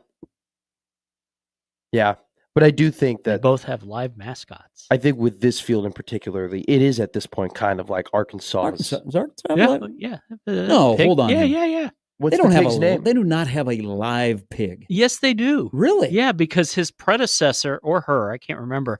I saw right before they died at the Liberty Bowl. Yeah, and they won Tusk, the game. Tusk the 6th. Yes, and then Tusk the 5th, rest in peace, died, and They have it on the sidelines? Dude, this is a I real don't pig. It's a remember. Russian Tusk, the live mascot that represents the Razorback today, is no barnyard and a pig. great Fleetwood Mac Tusk the song. 6th is a Russian boar, which closely resembles the wild hogs known as Razorbacks native to the Arkansas wilderness. Hell yes. Is it on Boink. the sidelines during football games? Because it doesn't count. If it's not on the Like at least with the that's, Gamecock in Columbia, they Ugga's actually on the have Cocky. field, Smokey's on the field. Yeah, Cocky's Yeah, on the I don't- field. Okay, Okay. Bevo. Bevo is trying to kill You- Ugga. You can't say that you have a live mascot if it's not on the field during a football game. So then Mike doesn't count because Mike's Tusk, not on the field. there are I think that was a government thing. there are pictures of Tusk in when I'm assuming his den, which is very nice. But and do they very have it well- on the field? I don't see a Because picture I of don't him I don't on the recall field. like they flash to the corner and there's It's the pig. Tusk. No, I see no pictures of him on the football field. 0. Wow. I see a picture of a cheerleader trying to pet a Russian boar, which I wouldn't recommend. I don't think they're the friendliest.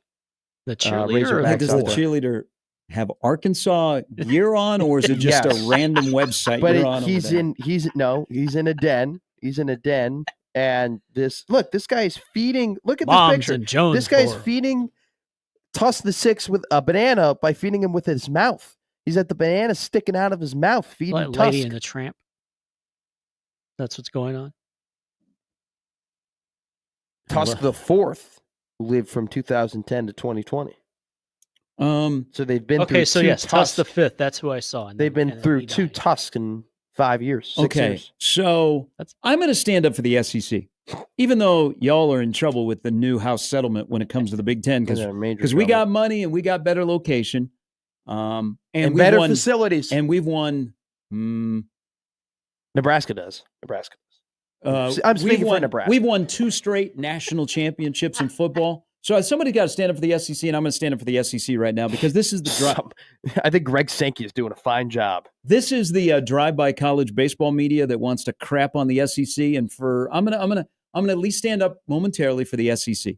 Ball knowers out there that follow the hardball that starts in February and ends in mid-June in Omaha will tell you that even though the league got 13 teams in, it has not been a banger of a year in the SEC. But they are living off the reputation, and I'm sure next year they'll get another 13 teams in. But it has been a down year in the SEC in terms of quality. It's just they get the benefit of the doubt, and this year they got exposed. But the 2 best teams, in my opinion, made it through to get to Omaha. And if one of them wins a national championship, that's 7 straight years. If Arkansas did, it would be 7 different teams. Yeah. And you're going to be like, damn SEC. So I think it's been a down year in the SEC compared to like last year or the last couple of years. So I just want to stand up for the SEC momentarily. I think they deserve the benefit of the doubt. Like I think they deserve to get in because of the things that they've done in the past. Because I think one of our biggest problems when it comes to the whole SEC getting favored in football is that the SEC isn't the only team investing a ton in football. There are plenty of teams in different conferences who are investing a lot in terms of resources and talent and coaches. And then it just seems like, oh, this conference, because of the past, just gets the benefit of the doubt. When it comes to baseball, though, when they are so far above so many conferences in terms of the actual investment that they put into their programs, and not just from a coach standpoint, but like a stadium standpoint and all that stuff, they deserve to have the benefit of the doubt. All right, when we come back, let's search for Sammy. Sam McEwen, Sam Levitt, Sam Jones. Who knows? Sammy Sosa. Where is the 19-year-old at today? The search for Sammy when we come back on Gary and Matt on 1620 The Zone.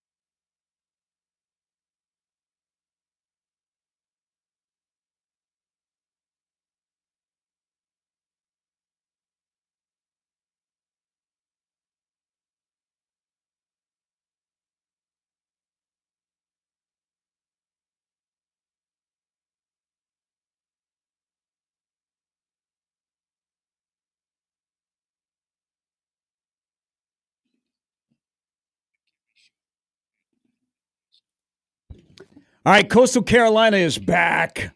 16 national champs. They got a new pitching coach, new head coach, Gary Gilmore. No, let me make sure. It's been a while. I think, yes, Gary Gilmore, retired. Legend at Coastal Carolina, won a national championship. So they were here in 16. They are back. They've won 23 in a row.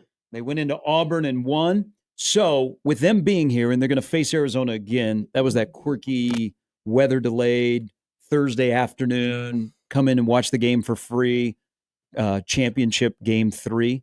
Jay Johnson, ironically, was the head coach of Arizona. Who is coming here.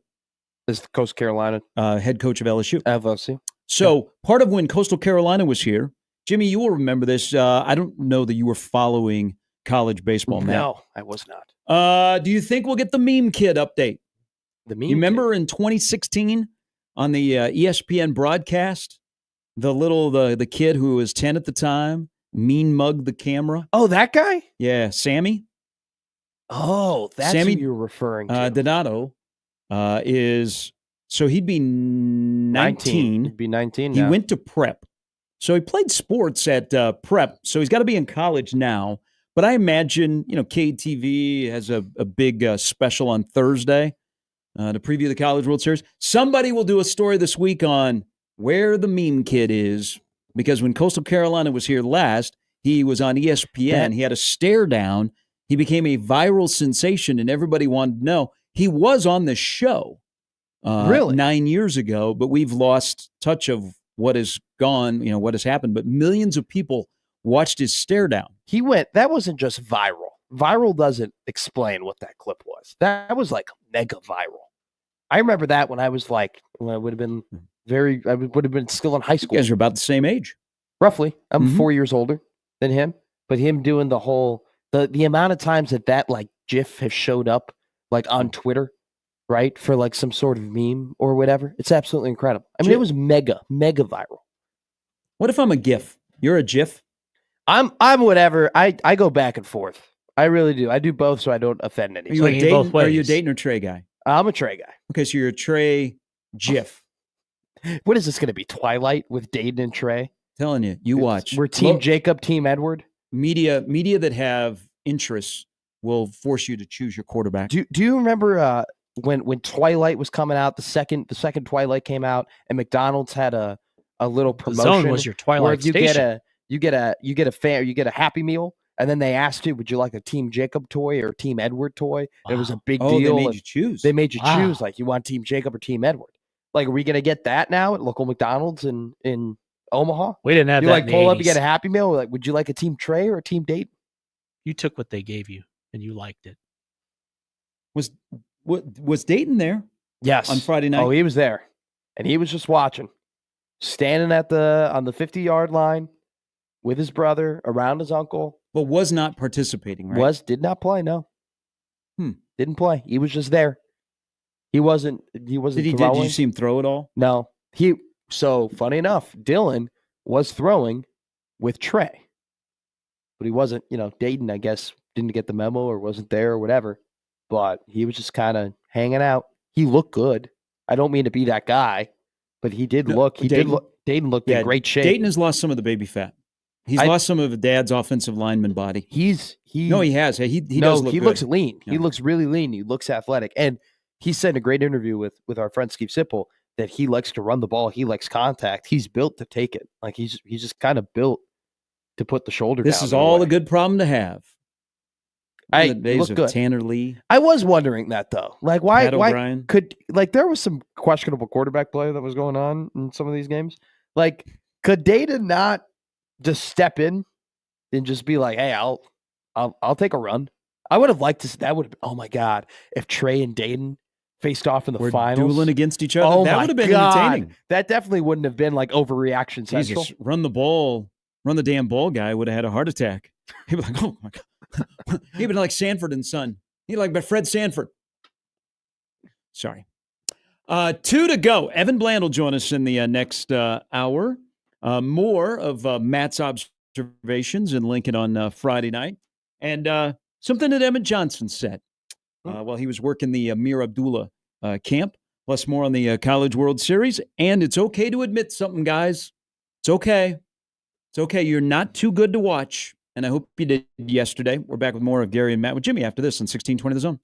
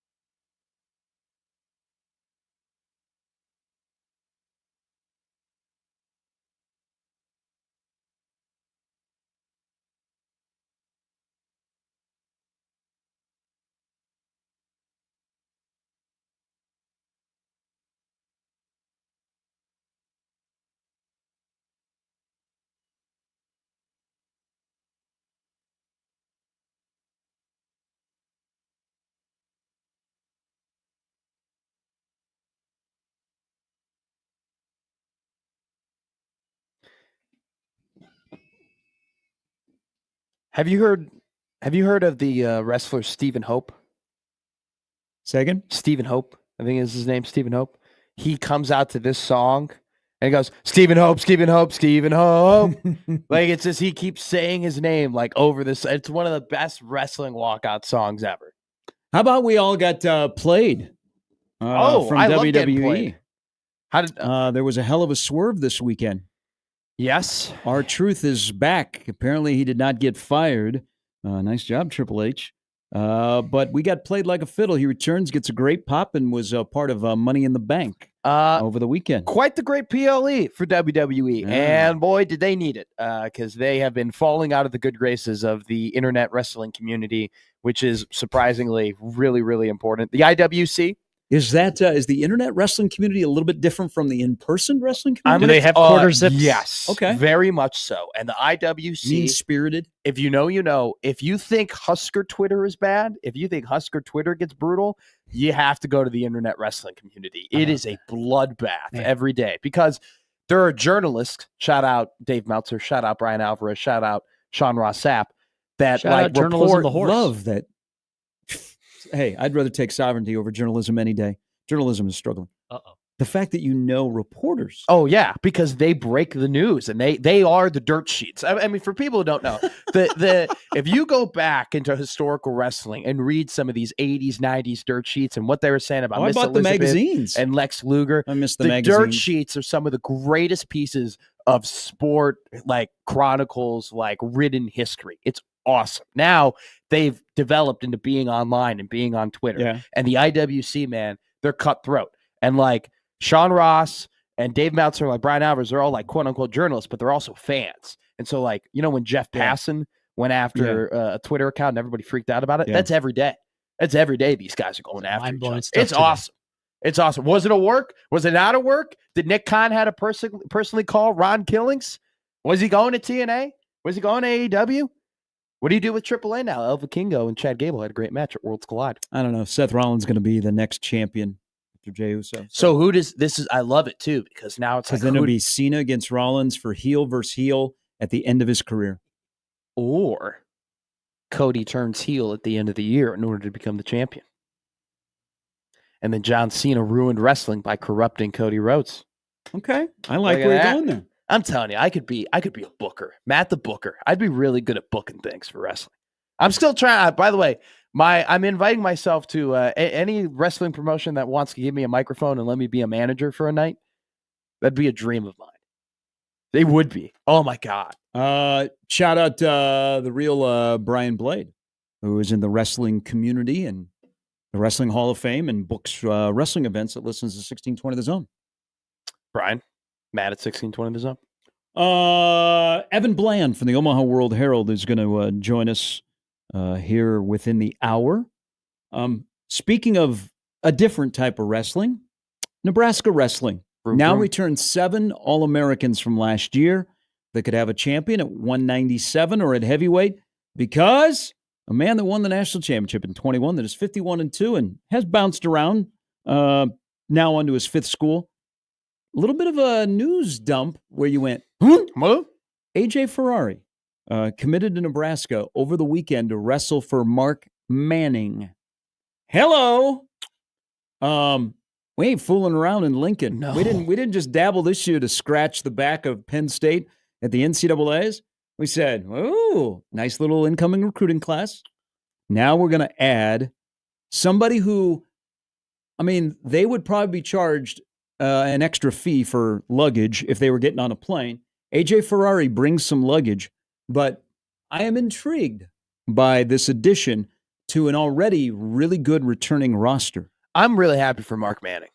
Like I thought how he handled coming in second place in the NCAAs so well with how he was just promoting the program, but also telling people, hey, these are the disadvantages that we have in comparison. Yeah, you're right. He has been up front. He's been very, very vocal about, hey, if I'm going to get this amount of money, I got to talk to 100 different people. If Penn State wants to do that, they talk to one guy. And I am glad that somebody stepped up and helped get this done and helped add another really good wrestler to what is going to be maybe the number 2 ranked team in wrestling to begin the year. It'd be surprising if they weren't. I mean, I'd be very shocked. They got some momentum. I mean, there's there's some going into the 25-26 athletic season down in Lincoln. There is some programs that have some serious momentum. The one thing, so this whole, and now for people that don't know, you can just Google AJ Ferrari. He does come with some baggage. Okay, some people would say that he's a POS. Yeah, he's very Okay? outspoken, but he's a very good wrestler when he is on the mat. And he had committed to North Carolina, ends up at Nebraska. Now, where I would like to hear Mark Manning explain, and I know that he would also give credit to Brian Snyder, who was probably integral in recruiting him.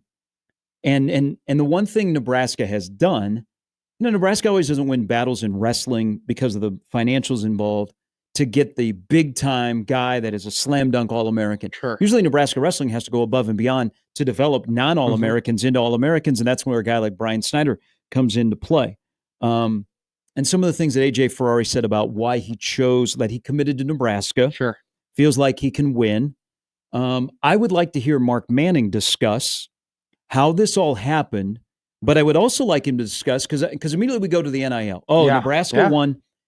But Mark Manning has been, and I know he's got to play the game. He told me the story that they were pursuing somebody after this past season, and he was actually in church, and I think he said his wife got upset at him because he was checking his phone because they lost somebody, I think, to the Bumblebees, that in the NIL world, their offer was not as competitive. Sure. But Mark has been pretty upfront that the NIL is not upfront. Mm-hmm. They're more into rewarding and retaining. But in this case, was it, hey, if you come here and you believe in us and things settle down and you win another championship, or along the course of the year, that NIL money now with revenue sharing, it's going to be there for you. So I'd really like to hear Coach Manning talk about the process. But this created some waves. People are like, whoa, sometimes you gotta take chances on guys. And it sounds like this was a two-way street. Nebraska took a chance on a guy that's got a little baggage. He took a chance on Nebraska of the great unknown of, if I come there, am I going to be a champion? Because I think that's why you choose a place like Nebraska. But man, Iowa, Nebraska duel. Don't move it out of the John Cook Arena, Bob Devaney Sports Center. Oh, keep it there. The Terry Pettit floor. Yeah, do not move it to PBA thinking, man, we're going to make a lot of money off this because the Bumblebees will come out in droves. They're already going to be pretty prevalent in that building. And keep the intimate setting. Yeah, keep it there and get your tickets now, because Nebraska-Iowa duel is going to be a banger.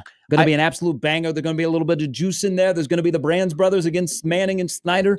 And then AJ Ferrari is going to come out dressed as Herky the Hawk and then rip it off.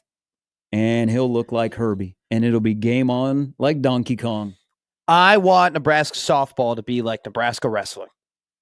I want them to take some notes. Cash in, baby. Take a program that's got a ton of momentum. Spend it, find a donor, spend a little cash, make a splash. That's what I want. I'm so impressed, by the way, that there are multiple programs that seem like they're peaking right now with just Nebraska athletics. Like softball is at a great spot. Wrestling, great spot. Say that football is in after this weekend and what they did, pretty good spot. I think the athletic department seems very healthy right now, in my opinion, overall. Tanner writes into the Equitable Bank inbox, and this is there are certain guys that I know are just deep down hardcore Nebraska wrestling fans. Tanner is definitely one of them. He writes into the Equitable Bank inbox, going to be a huge duel in Lincoln when Oklahoma State and Iowa wrestle Nebraska. We camp in Lincoln next week for wrestling. Hope AJ is there. One thing I wish people who tweet about Husker wrestling after the NCAAs or AJ, I wish they'd cover them more. Guys like Sean. I'm not sure who that is. He might be referencing Sean Callahan. The people that understand wrestling that have a pen and paper or on a website are not as prevalent as, like, let's say, over in Iowa.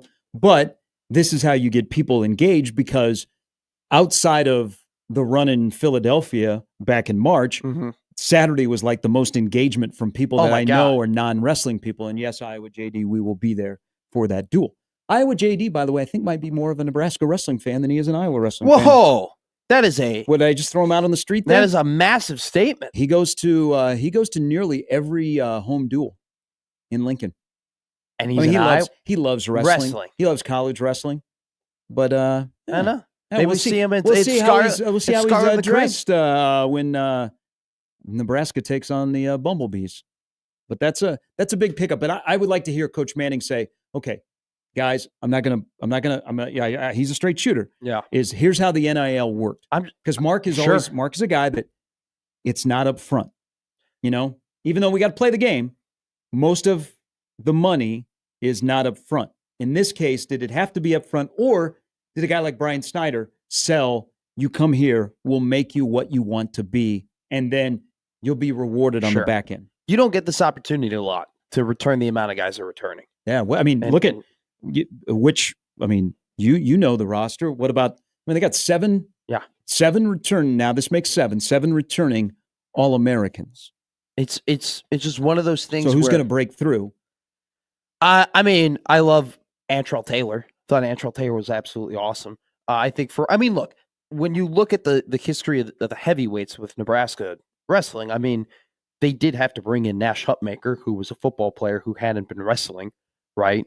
And he had to come in a couple of years ago and end up being their heavyweight. Like when you come and get, and I know Ferrari, I think he only has 1 year of eligibility left, but you do have that now stabilization at that spot where it's like, all right, it's Ferrari. Ferrari's going. And to have that like throughout the entirety of the roster, I think is awesome. But I'm just more impressed more than anything.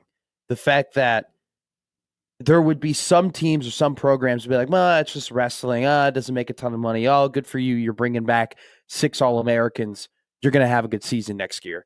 The fact that they're like, no, we want to cash in. We want to like try and make this team as good as they can. And this is our opportunity to compete with Penn State. And they're investing into the program like that to get a guy like Ferrari, I think it's awesome. It's awesome. You're telling me that you're adding AJ Ferrari and Cade Ziola?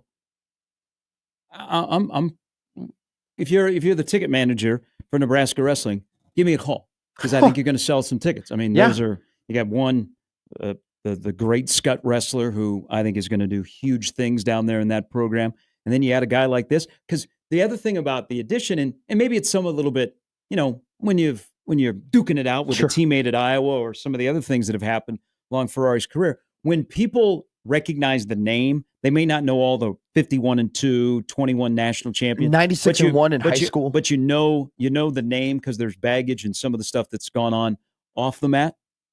It's a nursing in it to win it program will be a calmer for him.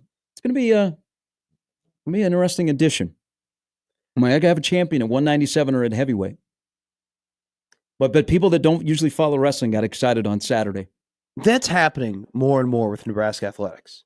Yeah. Where you have sports that maybe you weren't fully invested in, fully interested in, that they create this momentum that make people who may have not previously been interested, very, very interested in wanting to go. Now, I'm sure there are people who haven't. I haven't been to a wrestling match. Went there 4 years. Here now, haven't been to a wrestling match. It's a show. I went to the Nebraska Penn State record setter last year. I'm going to go to one now.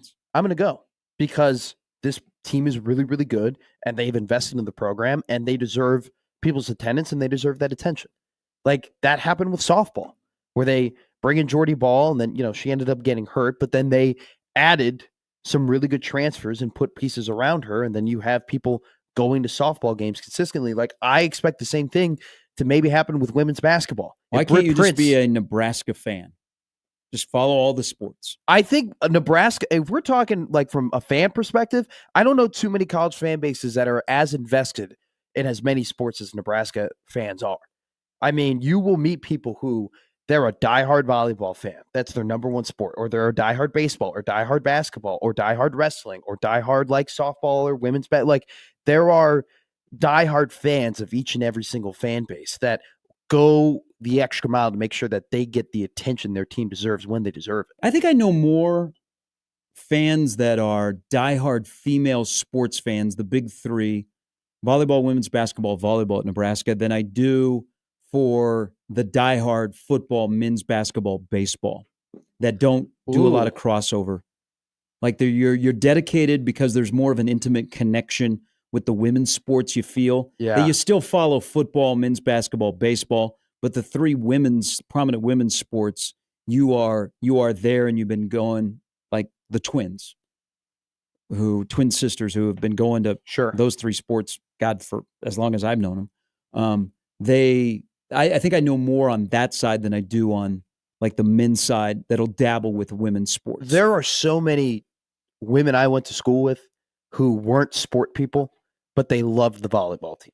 And they like went to the volleyball games and they talked about the volleyball There's games probably a and they little bit watched the volleyball smaller games. roster, smaller attendance. Well, like so you feel like you have more of an intimate connection, I think. And I think that's what drives a little bit of women's sports is you feel like you can be more of a connected to a female student athlete just because they maybe don't get as much attention. So they are very grateful for the attention that they get. And it seems like their connection with fans is sometimes stronger, which develops a fan base that can grow like we've seen in Iowa City with women's basketball. Well, them not wearing the helmets too. Like that's a big deal. Like the fact that's that a huge deal. Like when the Nebraska volleyball teams walk by, a lot of people look at them and know, hey, that's Andy Jackson and that's Maisie Boziger and that's, Harper Murray and that's Bergen Riley. There are a lot of football players who are kind of unrecognizable, if I'm being honest. I don't think there are that many that you're really like, oh, I know who that is. I think it's Dylan. I think it's Emmett. And then outside of that, Heinrich Harburg. Yep. Like I know Teddy Prohaska because Teddy is so big. Like it's hard Teddy not is to. Everywhere. Bryce Benhart was a little bit like that, but that wasn't also because he was so large. But like I would see. That's a good point. I would see Isaiah Garcia Cascaneda walking around, and I knew exactly who he was, and he just kind of blended in as a regular old person. Like no one really like bothered him. His first go around in Nebraska, he reminded everybody that nobody knows who he is, or at least his dad did. All right, when we come back, I lost my virginity over the weekend. Hey, I'm going to tell you congrats. how I did it. I'm going to go into intimate details. I'll do that when we come back. You might be able to relate. Plus, Evan Bland will join us before the hour is over. What are you insinuating? Here on Gary and Madden, 1620 The Zone.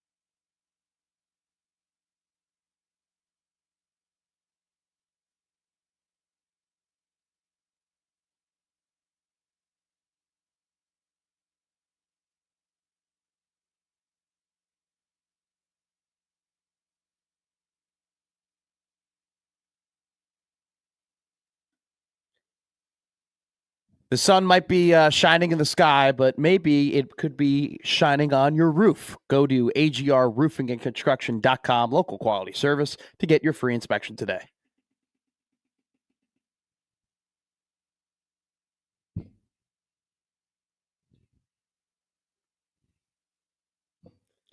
Back to the U.S. Open. That begins on Thursday. Will be a lot of. I wonder if Rory will do media this week leading up to it. What would you shoot at Oakmont? Oh, Could you break 100? No. Okay. No. That's not even a fair question. For us, just you're a good golfer. Yeah, but we're talking Oakmont. There's no way.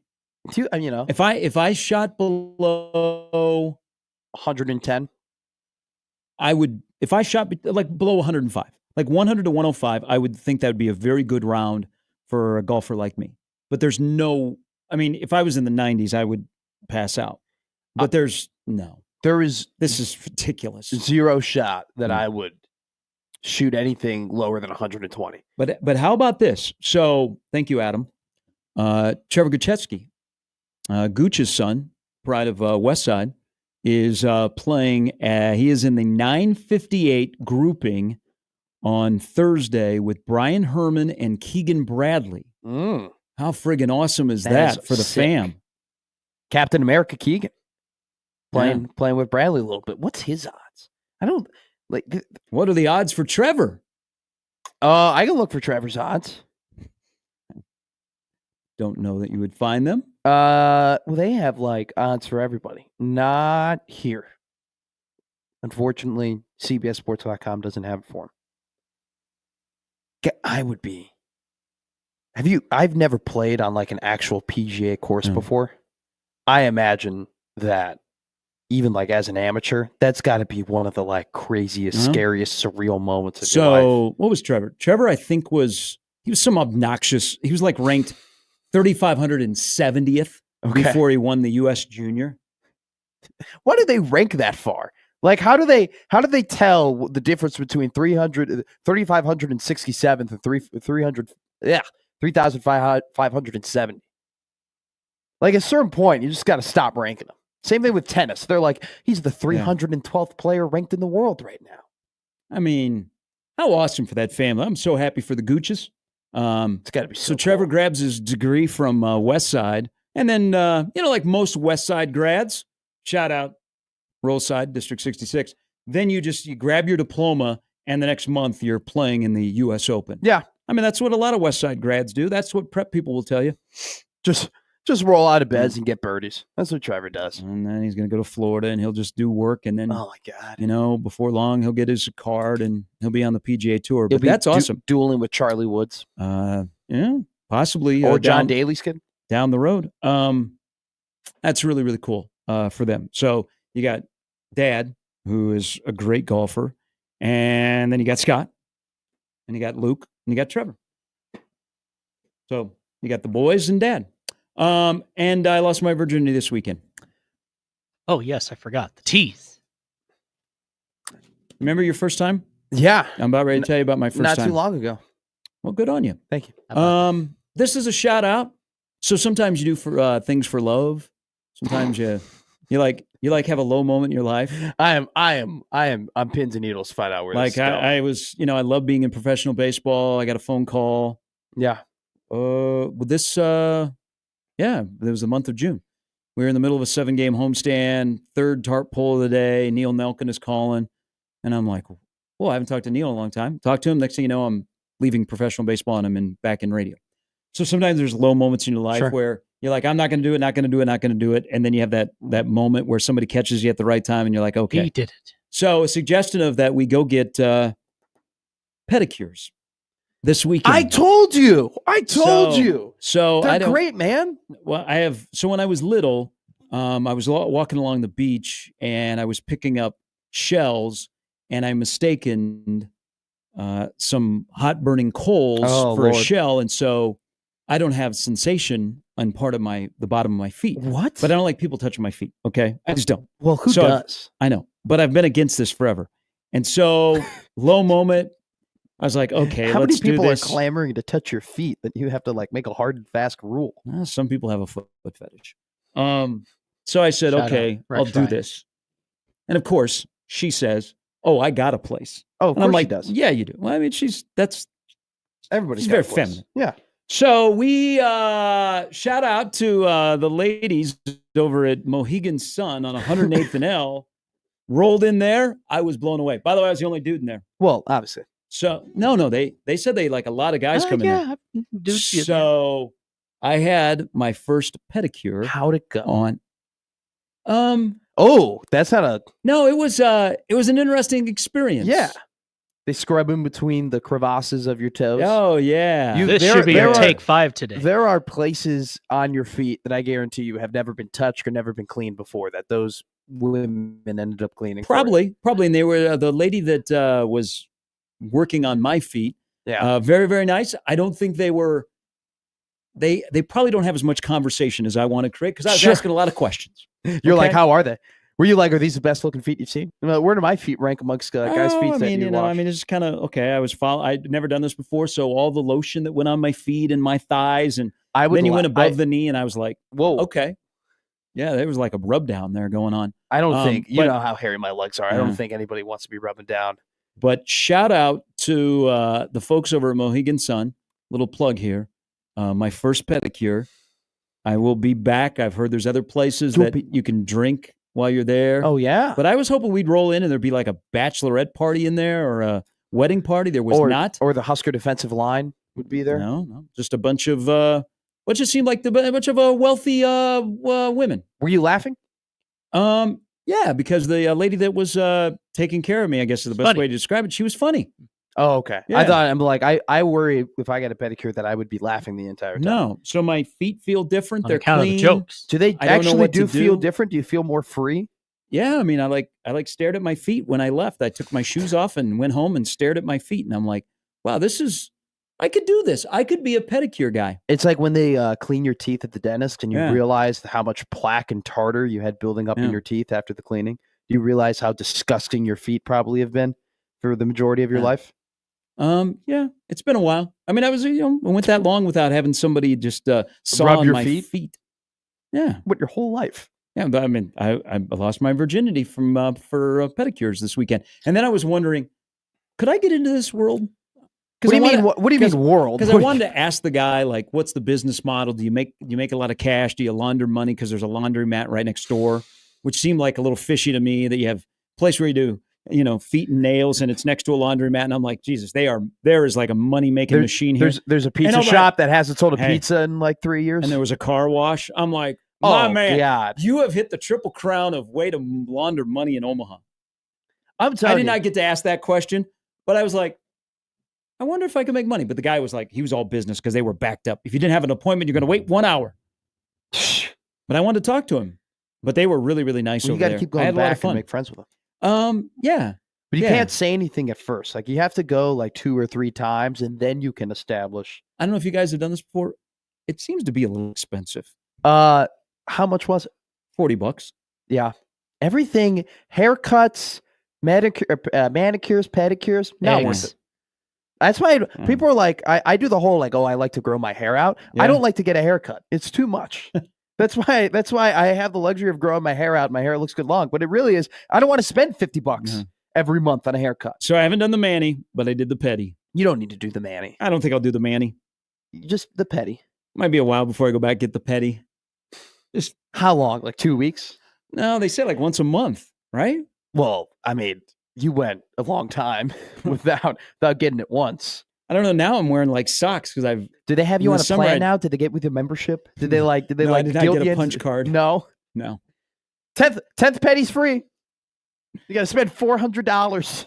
By the way, no taxes either. I got to look into that business model. I might be doing something. You on the are an side. entrepreneur, man. You sit down at a place and you're like, how can I get this money Oh, out of because they had TVs. into They my offered you pocket. drinks. They had Like- they had like- People magazines from 2023 that you could look at.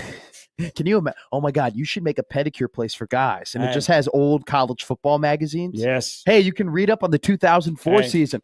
you could. There is a lot of like older women in there that you could tell Yeah. that their husbands made a lot of money and they were in there. Yeah, I don't You're know. like, can Thunder and Lightning do it this year? Can USC become the national champions? All right, we're back with Evan Bland from the World Herald after this.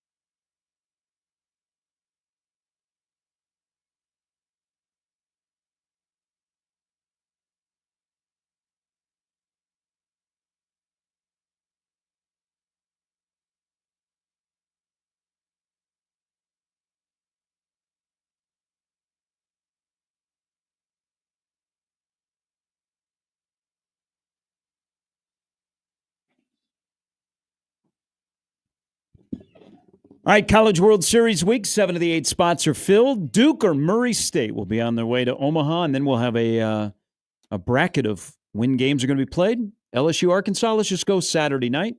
Somebody who you will see a lot of, hear a lot of, see his byline a lot, Evan Bland, Mr. College World Series, among other things, joins us now. Good morning.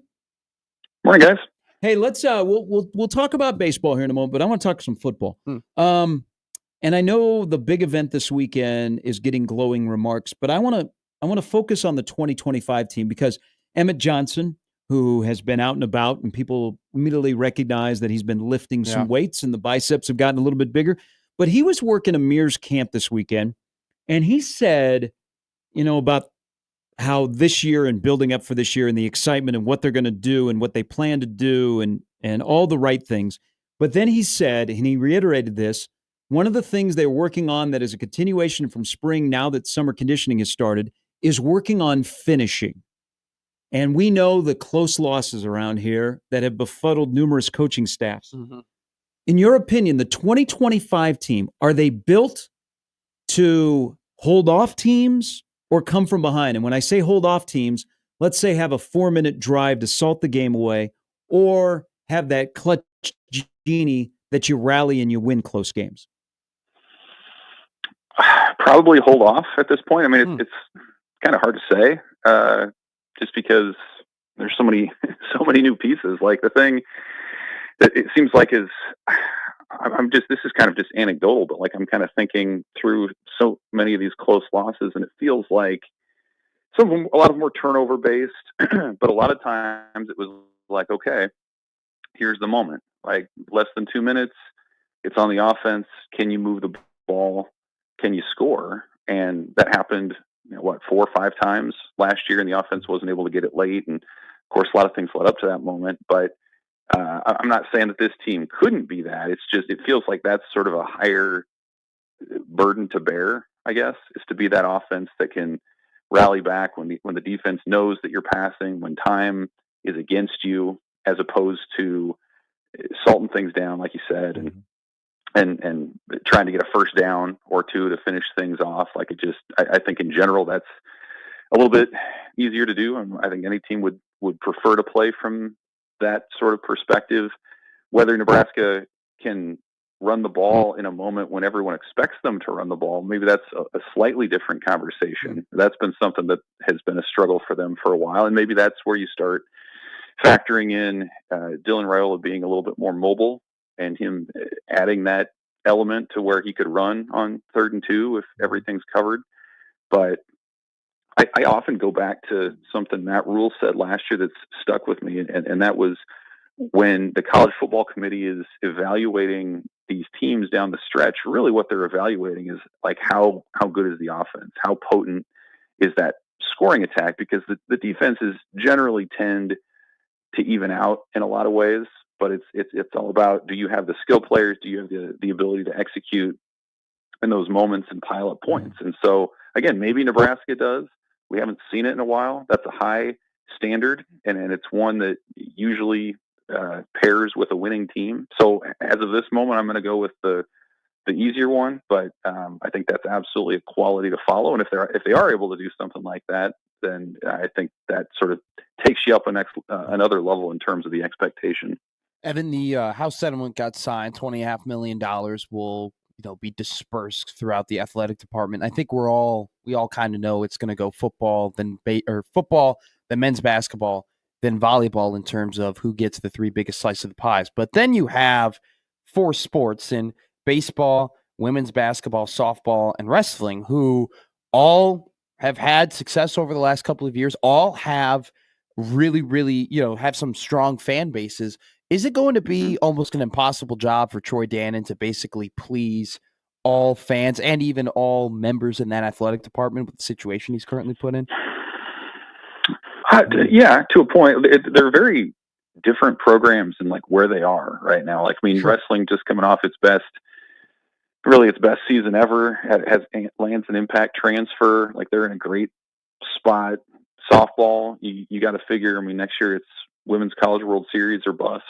Jordy Ball and company. So, like, if there were ever a year that maybe you put a little bit more toward that, this would be one of those years. Women's basketball, I think, appears to be on an upward trajectory too, with the Britt Prince era really taking over. And, I would say baseball maybe needs the most attention, just in terms of getting it right for what that thing can look like for the next few years. And it's, some of it's, like rev share portal type stuff. But I think a lot of it is just investment in some better facilities and sprucing up what you have. And, the more that you see college baseball now, like the more you just kind of realize they probably need to take another step forward in terms of investing in a lot of that stuff. You're reminded of it when you go to Chapel Hill and you see what North Carolina has. You're reminded of it when you see the schools that are coming to Omaha this week and what they're investing in scholarship numbers. I mean, you're seeing a lot of these programs that have already said they're going to offer mid-20s, upper 20s, in terms of that scholarship number. Where's Nebraska fall on that? So it's very interesting. Like, kind of like we've said before, like in the past, it's always been, you can get a sense for what level of commitment a school wants to put into a program. And now it's going to be as defined as ever because of the rev share and because of just how allocated every dollar needs to be. So, yeah, I mean, I think that's probably a conversation you almost have to have every year with each of those four programs. Where are they? Who needs some attention? Who has that chance to maybe take another step forward with a little bit more? And so, yeah, I think that's something you're probably gonna have to revisit quite often. Yeah, I think there's some Olympic sports at certain universities where their athletic department just doesn't have the means, and they'll abandon them, and then they essentially become club sports. But back to the number you mentioned about baseball. So we've got the juggernaut, the SEC. We've got teams that are in it to win in the ACC. We've got a couple of teams in the Big Ten that like to be competitive in baseball. But baseball is going from 40 down to 34. So there's going to be leftover players, but not everybody is going to go up to 34 and fully fund the program.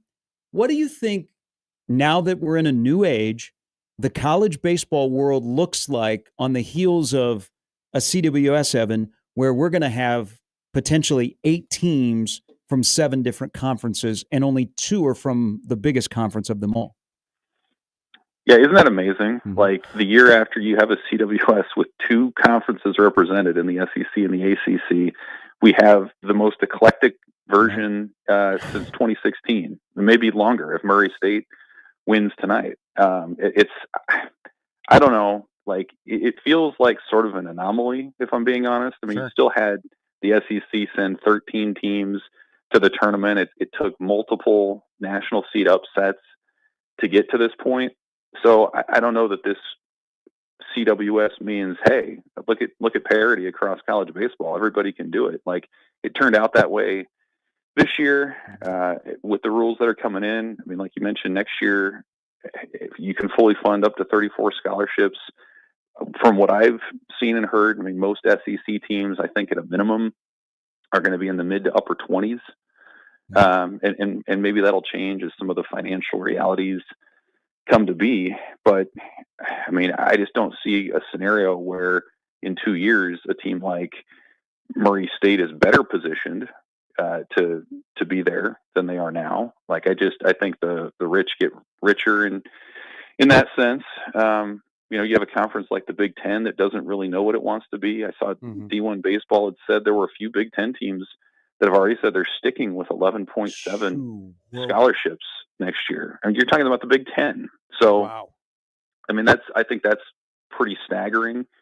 I don't know that a whole bunch of schools are going to go with the full 34, but I think you're going to see a bunch get into the 20s, and that's really going to raise their profile. So I think the haves and the have-nots are going to continue to separate because of that financial chasm that's coming to be even greater than it already is.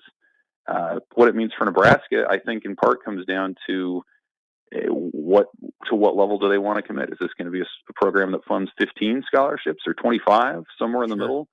So it's definitely interesting. I think for the sport at large, it's probably a good thing, just when you think about how the 11.7 has hamstrung it for so long, and there have been programs and fan bases that have been willing to invest a lot more.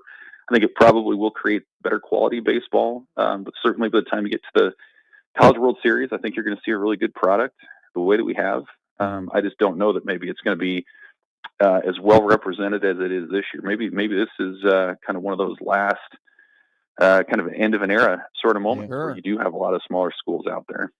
Hey, so what do you think are the proper expectations for Nebraska baseball? And has the current system with now you have rev share, has that affected your expectations of Nebraska baseball, knowing that there are going to be teams across the country that will be investing way more than they will be? Yeah, I think it makes it a little harder at the moment. And I say that because I'm not sure to what level Nebraska wants to invest in that sport. And like if Nebraska said, hey, we're going to put 25 to 30 scholarships in this thing, we're going to add a new player development facility out beyond the left field side at Haymarket Park. Yeah. And we spruce a few things up, including like the locker room that's more or less been the same since it opened 20 some years ago, then I think Nebraska would be a pretty desirable place to play. But I think some of those things continue to hold them back. To me, it's what is like, we know what Will Bolt's expectation is. They talk every year about hosting a regional, like it's a very high standard, very high standard. It's been 20 years since they've been past the regional round. They haven't hosted since 2008. But like from an administrative level, from a financial perspective, what does Nebraska want to invest? What does it expect to have a return on that in? You see some of these top portal players committing already to SEC teams or other teams that are still in the NCAA tournament right now. In football, we saw Nebraska land a number of high-profile players because of the resources they have. I'll be curious to see if that's the case on the baseball side, or if they need to continue to hit on the junior college level and at the high school level to get the kind of players that they want to get. So that to me is kind of where you start. What does Nebraska see itself being at an administrative level? Because the support's there. They still draw they draw fans at a top 15 rate nationally. People watch. It's people know who these players are. We saw what happened in Omaha at the Big Ten tournament. So the interest is there when they win. It's just, where does it fit into the ecosystem of the athletic department? That continues to be something I think is fascinating. The departures, once the portal opens up, the Big Ten, you could put an all-star team together because there is an abundance of players from Big Ten schools that went into the portal. Some have already found a home, including a guy like Caden Brumbaugh. And so the week begins with Caden Brumbaugh, starting second baseman, goes into the portal, ends up at Oklahoma. The week finishes with Nebraska getting a pitcher that was just recently at Mississippi State. Any of these a surprise departures, you think, of some guys that have moved on? And not everybody's created equal, because Brumbaugh's situation is different from Silva's situation. What's your reaction to the week? That also, I should add, included Josh Overbeek saying he'll come back for another year. Yeah, it's the numbers. It's higher than it's been for sure. Like really, last year Nebraska retained pretty much everybody that wanted to, and so when you have a situation where after a week you've got 11 guys out, I think that gets people's attention. Part of that is the roster cut down. I mean, you mentioned you going from 40 to 34, kind of similar to what we just went through in football, in terms of just, you got to get down to numbers in a lot of these ways. I think Brumbaugh was somewhat surprising. He's an Oklahoma kid. I mean, he's from the state of Oklahoma and had the opportunity to go back. Silva's a guy who would have been out of eligibility before that NCAA ruling in the winter. And so I think in some respects, that's a situation where Nebraska had a plan kind of for what's next and has that next group of guys coming in. And maybe, he was in and out of the lineup this year anyway. So having the chance to go somewhere and be an everyday guy for his last year makes a degree of sense. Most of the transfers that left were, guys who've been in the program for a year or two and maybe didn't have much, if any, playing time. So you kind of understand where that is. And then, you get Overby back. I think that was an important one. You don't have an obvious third baseman behind him right now. He's got the experience. He was sitting in the 2-hole late in the year. So you have a situation where they've got, I think, 16? You've got 11 transferred out. You've got the 5 seniors that are gone. And so you're down to 24. So you still got almost 20 players coming in from high school or junior college.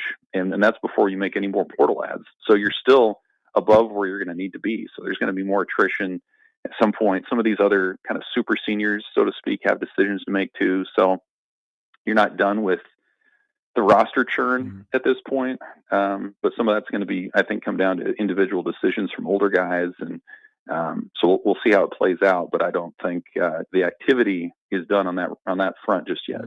Interesting. Evan, as always, we appreciate it. We'll see a lot of you beginning on Friday. Can't wait, guys. Yep, see ya. That's Evan Bland of the Omaha World Herald. He's been on top of the portal churneth and the portal chicketh away that's going on in college baseball. Big Ten is a feeder for the rest of the country. The lengthy list. And Nebraska has 11 that went into the portal, and some haven't played much, so they don't get the same run like a Brumbaugh or a Silva do, or even a Bolin. But the list is enormous. If you could play SEC baseball, why the hell wouldn't you? So Evan's been on top of that. Good stuff there. Of course, Evan will be leading the coverage of the College World Series. That'll be here before you know it. He might be on the OBV show. We were talking. He was like, I made an appearance last year. I go, you should come and make an appearance this year. You're going to be on there 5 times. Oh, really? Is he going to be on that much? You got a lot of guests on there.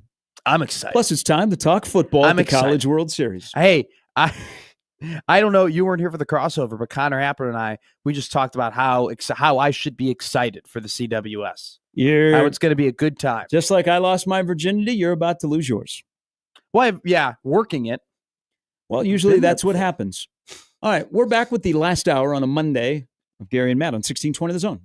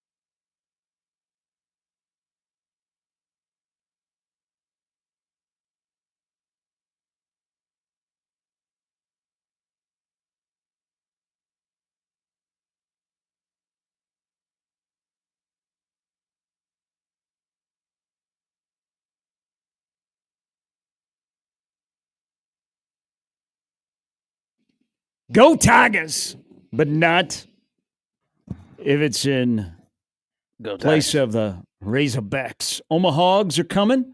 Hog tour. That's right. The College World Series begins on Friday. One more team to go, either Murray State or Duke. Going to get their flag up outside of the old mattress factory. We'll be at Baseball Village. Kick off the coverage at 10 a.m. on Friday. Then we'll have the game. Then we'll have some more coverage. And then we'll have the game. And then we'll go to bed. And then we'll get up and we'll do it again and again and again and again. We are the home of the College World Series. There's no other place to turn. We got the fun, frivolity, and more. You're going to be on the call. I'm going to be leading you in and leading you out. Oh, thank you. We'll Thank be you. doing Appreciate that. we'll be doing an OBV show together. Are we? Yeah. Oh, I'm getting out of that one. Well, no. Why? No, it's for. I'm pretty sure it's for like the championship game, for the first championship. I'm game. out of that one. It's you and me. I believe I got a wedding to go to. He We're going to wants be on the. something different. We're gonna be on the I air believe together I'm going to for be 8 playing hours. in the game. We're going to be. Excuse me. We're going to be on the air together. Oh wait, we don't have a show earlier in the morning then.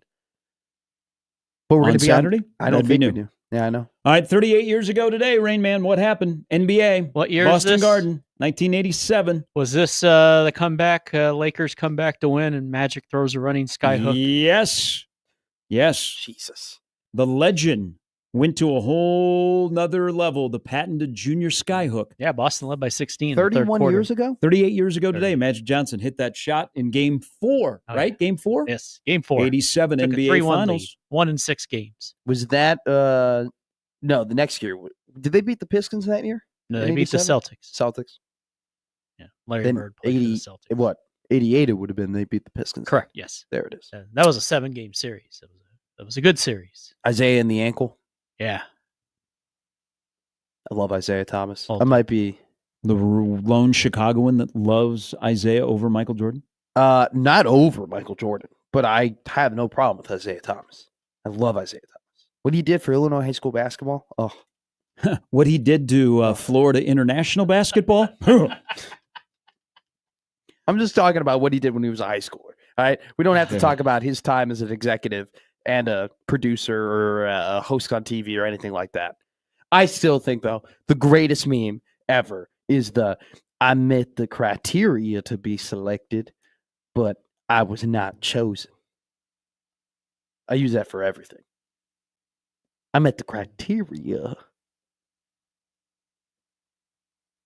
I get it. Michael Jordan doesn't want me on the team. Magic Johnson doesn't want Isaiah on the team. Larry Bird doesn't want Isaiah on the team. But Scottie Pippen says, I don't want Isaiah on the dream team. That game 4 really was a good game. Larry had a 3-pointer to give him the lead. Just glad you brought that up, Gary. It's nice Thank to you. think about. 38 years ago Mhm. today. Bad Boys was on ESPN 30 for 30 I yesterday. did see that. I see that. That was probably a better presentation than what ESPN is showing us for the NBA Finals. We bullied Adam Silver into putting the logos, superimposing the logos on the floor last night. Why can't we put it in the big logo, though? Why can't we go back to when they actually had a decal on the floor and we didn't have to AI it or whatever? Because if you noticed on the replays last night, Oh, it they was weren't not there? there. No, Why? no, No, Why that- are we being that's cheap? all fake. Yes. I thought it was real. no, no, no. I thought they No. actually took the time to get like new wood and paint it on the wood. And No, As connect the somebody floor. who's no. been to several NBA Finals games in their lives, there was just No, something about no. seeing it on the floor and seeing it everywhere. Yeah. And now people See- are robbed of See, that. the NBA is all about nostalgia. Go ahead and sell it. We want the logo. We want the finals logo. We want the trophies. We don't want clip art out there on the floor. No. But yeah, when you saw the replays, Then it's not there. it's not there. And then any clip on the NBA's Twitter account does not have it on the floor. So Adam Silver got bullied, but then he said, not so fast. I'm not going to give you exactly what you want. And then ESPN presents this product. They've got a great play-by-play guy with Doris Burke and Richard Jefferson who don't fit well No, together. they don't. They are ball knowers, but they don't fit well together. They're the And anti-Hubie Brown. And then we get 19 seconds at halftime of people just screaming at each other. That was an incredible clip, incredibly disgusting clip. Glad I missed it. I was watching LSU It was, baseball. it was moaning and groaning. It's just, you know what? This feels like a Tuesday night in January in downtown Oklahoma City, where at the end of this little series, somebody's going to get a parade.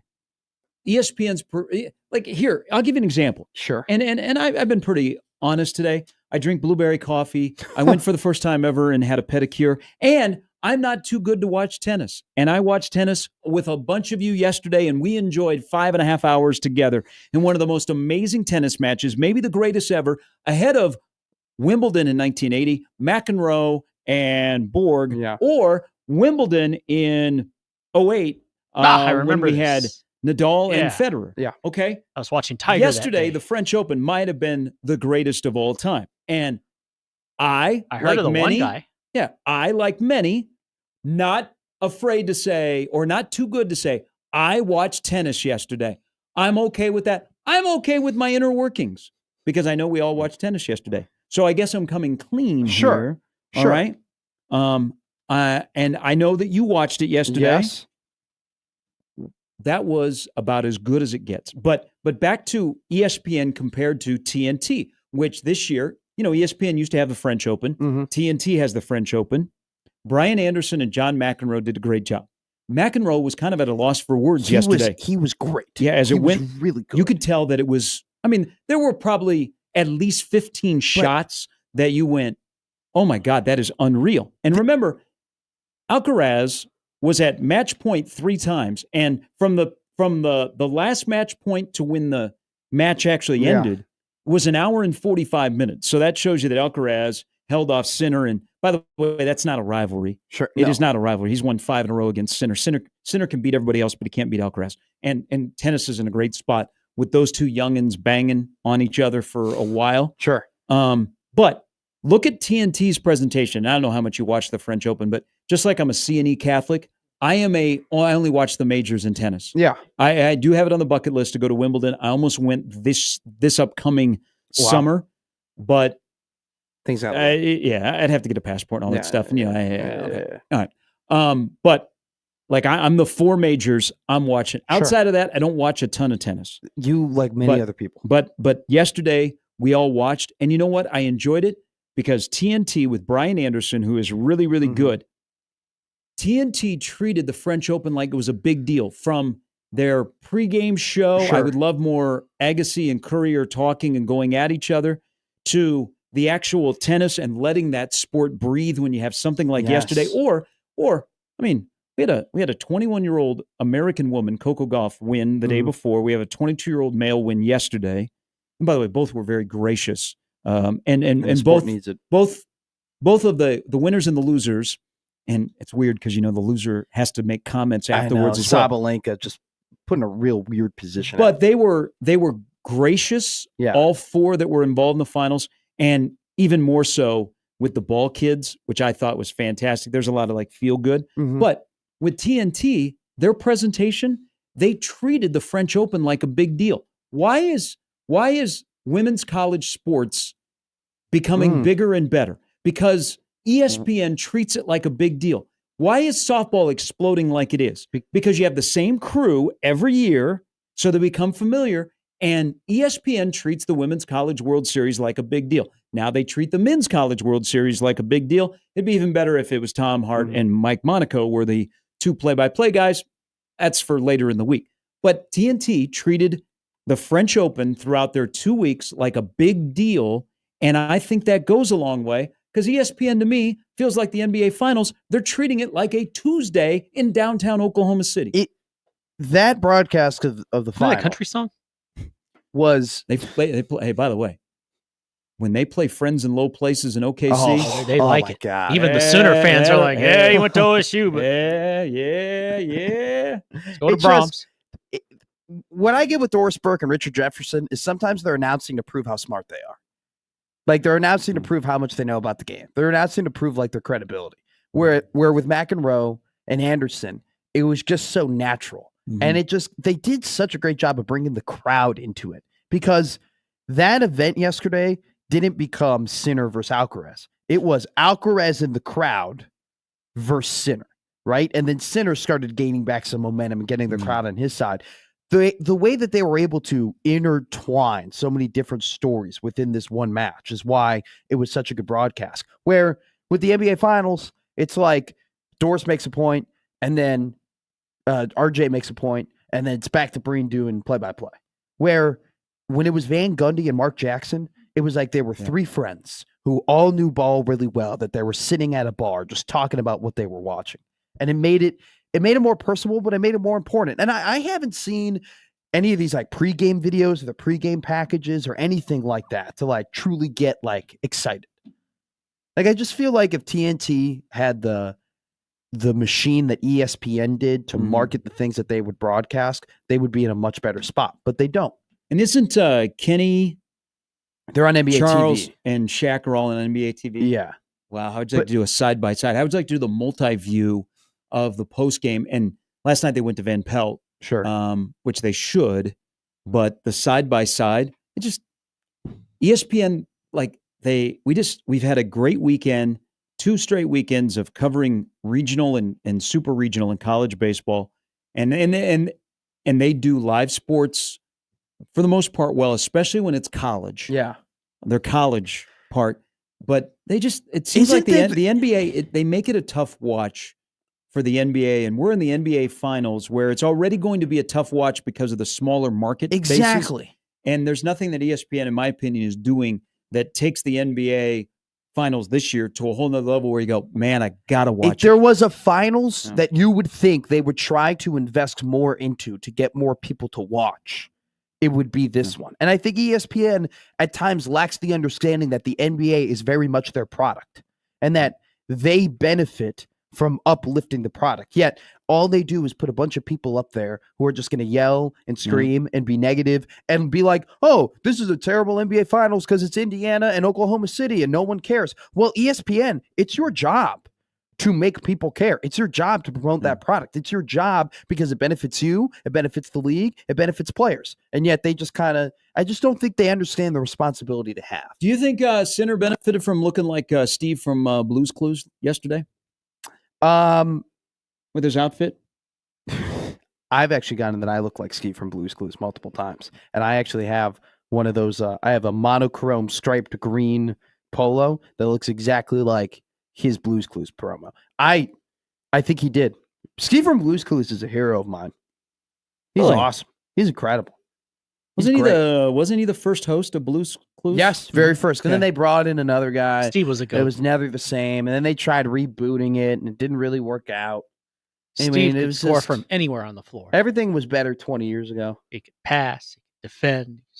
We just got a letter. We just got a letter. What is Blue's Clues about? What, 20 plus years ago? Oh, easily. Yeah, I was in high school. Easily. I mean, they just did a new one. They just re-upped it. They got a new Steve, recently. right? New Steve, yeah. About that. Whoa. Yeah. And a new Blue, because statistically speaking. Why didn't they bring Steve back? He's too old for the little kids? That's why he left to begin with. He was balding, and he was like, I got to stop doing this. Kids, but I bet the residual this will checks happen to you one day that he might get from Blue's Clues are crazy. You mean because you become bald and you look older, you're off of a kid's show? He told the story. I watch Sesame Street all the time, and they're the same people that were on Sesame Street when I was a little kid are still there. They're puppets. No, not the characters, but the humans. Yeah. Oh, who walk around at Sesame Street? Yes. That are part of the cast? Yeah, I don't remember any of the humans. I remember Elmo. I remember when Abby Cadabby came out. That was like a really big deal in my community at the time. We interacted with Elmo on the show once. In the 6-year community. I went to my first concert ever was a Sesame Street concert called Grover's Coloring Book. And like Grover lost his color, so it popped out of the trash can and he was white. Like it was a white Grover. Oh my God. It was a horror movie. It was like kids were screaming at the top of their lungs because it was the scariest thing ever to see Grover in a different color. Oh yeah. Whoa. More like you remember Stampede? Did he find his color? Eventually he found his color, but there was someone who was there tragedy involved? I don't really remember. I was about 4 years old, so this was about 20 years ago. But it was one hell of a night. I'd have gone to this. What's Dragon Tales? You know Dragon Tales? I'm familiar. Dragon Tales. It's my childhood. I don't spend a lot of time around children's programming because of that incident at the Chuck E. Cheese. What incident? Don't worry about it. You ever play Five Nights at Freddy's? No, but I can't go within 100 yards of Why Chuck E. can't Cheese. you go within 100 yards of a Chuck E. Cheese? It's a Bin Laden thing. It's a what? It used to be a real big deal in the news back in the day. What does Bin Laden have to do with you not being close to a Chuck E. Cheese? Is there something I should know? Are you on a list? Oh man. I mean, then you ask stupid questions about your beeper and this a place beeper friendly and A beeper. What Yeah. beeper did you have? and then it's just with the original Caesar. Always get a burner, kids. Yeah. All those come together and then they make a movie about you. And then they have a character named Alan. What are you, Richard Jewell? No. No. No. I was just trying to think of a character from a bomb movie. Coming up next. Wow. Geely bombed at the box office. You can pick that. That's the last bomb movie I went to. Was Richard Jewell. All right. John Hamm was great in that movie. Whoever the actress was, He's great who's in the everything. journalist. Maybe mix in a little Lilo and Stitch and help things. I'm hearing more and more things about the Sinners movie that's been in theaters for a little bit. I think I gotta investigate. It's good. It's good and it's intense. Does not include Steve from Blue's Clues. I hear it includes very questionable things that Josh Allen may not want to watch again. It's what life is. We're back with more Gary and Matt after this on 1620 The Zone.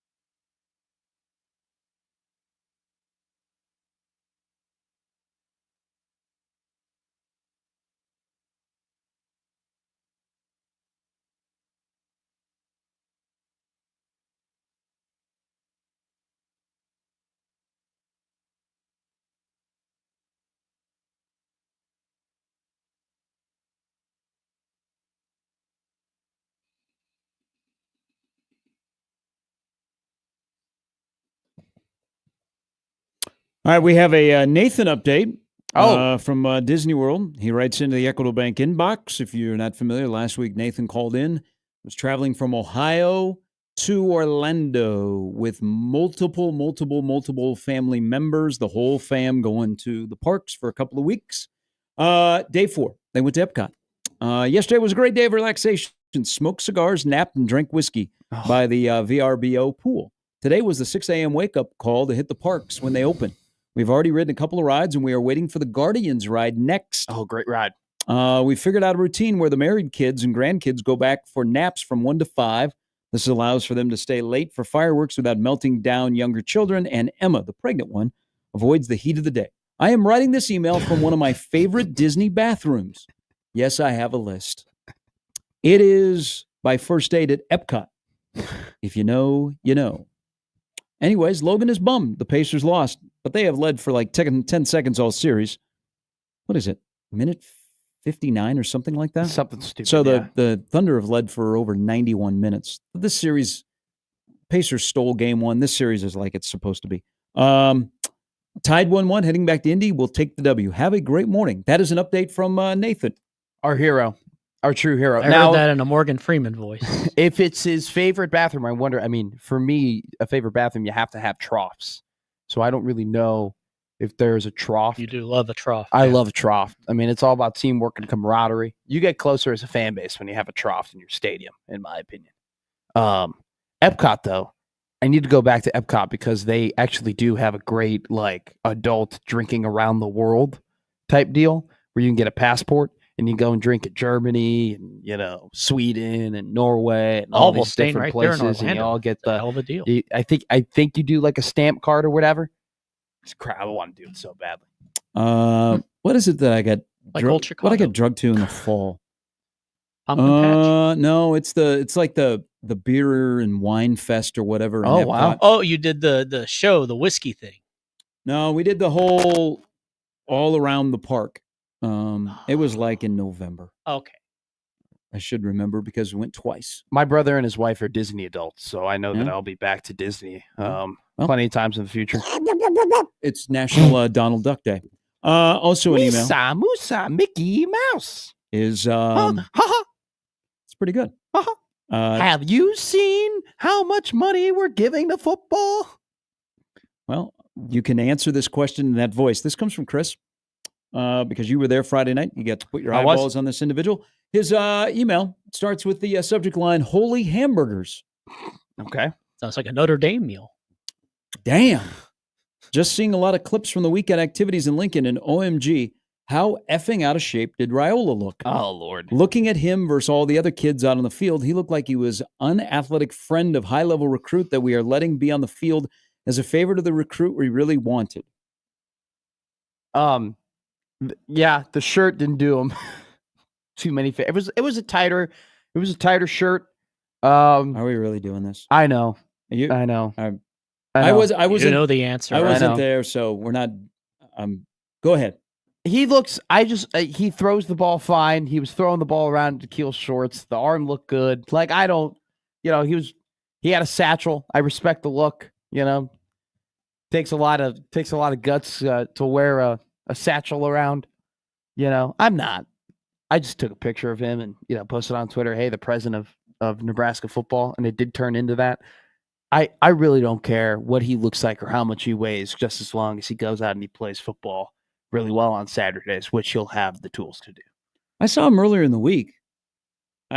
He looks fine. He looks he's lost some weight compared to what he was like back in February when he was making his basketball tour.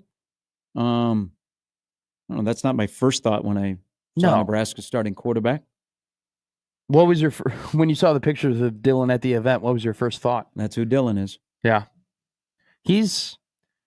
I think we're just kind of at the point with him. It's just like, all right, let's just get to Saturdays and let's see how it rolls, because he's got, and we've mentioned it over and over again, but they have done a really good job at setting him up to have success this season. And it's one of those things where if you don't show progress now, when are you going to show progress? Well, if you're 7-5, you won't be here next year. I mean, you'll be on to another program. But I want to go back to something you said earlier in the show about, you said more pressure. Yes, I do think there's more pressure than what we've already talked about for 6 months? Yeah, I do, because this is you have a very... I don't know how you can have more pressure than we've already built up for 6 months. Because now you have legitimate 5-star prospects who've been to your campus, who have been to Lincoln, who are showing legitimate interest in potentially being on your team. And you're trying to convince them to not go to other programs that have won more. And so by doing that, you have to win. But isn't that all encompassing of the whole season of what 2025 But means? now that you have faces, you have names and faces in front of you, and you've seen them, and you've had your fan base see them, perform in front of them, and now that we are now talking about Ahmad Hudson, Mark Matthews, and the fact that Trey Taylor could end up being, he very well could end up being a 5-star prospect. And it's like, how does Trey look? If Nebraska ends up going 6-6 this year, 7-5 this year, it doesn't show the progress that we assume that they're going to show. How does that look on Trey, who's telling everybody that this program is great and it's going in the right direction, and then they don't end up competing? You know, I'm not saying that there's... He's telling them that, hey, when I get there. I mean... I think, okay, so here's... Troy Dannon had a great quote to Amy Just. A Goliath is set to be released. Yeah. So nobody is, and it's been a quiet offseason for a reason. You know, Nebraska kind of is aware of what the vibe has been out there about offseason championships. And they've gone about their business. They haven't let you in very much, and that's perfectly fine. And it's going to continue to be a quiet offseason. I don't think all of a sudden Rule is going to make a media tour. Last year there was a new defensive coordinator, so we had a little media availability. Mm-hmm. I think they're going to keep it quiet for the next month or so. And they let you come and see what they're doing, like they did this weekend, where you have a lot of national media guys that are recruiting guys that come in. So I think when they flipped the calendar, when they got back from the Pinstripe Bowl and they knew a couple of things they had to take care of, go get Mike Eckler, do some things with the roster. They already knew what 2025 is. Nobody down there shies away from it. You talk to anybody and they'll be like, this is a big year. This is a big year because things appear to be setting up for us. And if you want to look at the schedule in 25 is much different than the schedule in 26. Mm-hmm. But here's the way I look at this year for Nebraska football. And that's why I say that pressure started from day one. There is no added layer of pressure. Pressure is what pressure is. And it's only pressure if you're not prepared. That's always been my thinking. Is Nebraska football, in a short amount of time under Matt Rule, has taken care of everything off the field. They have aligned stuff from the power chair to the person that makes your meal and cooks up the steaks that you eat on a daily basis. They have aligned all of that. And I think behind the scenes, they are in a really, really good spot where everything connects together, and it connects together in a world-class facility that helps your current student athletes get better on a daily basis with their body, with their mind, and with their God-given talent, which is playing football. So they have taken care of everything that maybe for previous regimes have plagued them that are behind the scenes. Now they have done that. They have aced that. And now all they have left is to perform on the field. And if I'm the head football coach, that's what I want, because that's competition. That shows you what we are. There are no more excuses. It's my football program. We have done everything to set ourselves up. Now all we got to do is win. So I don't think there's added pressure. In my opinion, there's no added pressure. That pressure has been there from day one, but maybe Rule doesn't look at it as pressure. He looks at it as an opportunity. But it is impressive because you saw the operation this weekend. It was a full-fledged operation. They have taken care of the behind-the-scenes stuff where the parts, like if you're putting together the Lego set, they actually fit. Like everything goes together. Everybody who I've talked to who works for that team takes their job incredibly seriously, whether it be actual assistant coaches who have to travel, who have to go on the road, who have to recruit, to like graduate assistants and people in operations and student workers, where it's like, hey, this is the job. I have to get it done. I have to do my absolute best. And I think that what they did on Friday was a culmination of that, of just having this idea and everybody being in tune and taking their job very seriously and understanding, hey, we need to do these things. I think it's just part of the operation. It just became another day. They have this incredible event, and it's just part of the operation. It wasn't like a standalone of, okay, it's all supposed to be part of the machine, right? And they've handmade a machine. That's the thing. I question in the past if Nebraska football has had a true machine working. The on, fact or, that on or off the field? off the field. Okay.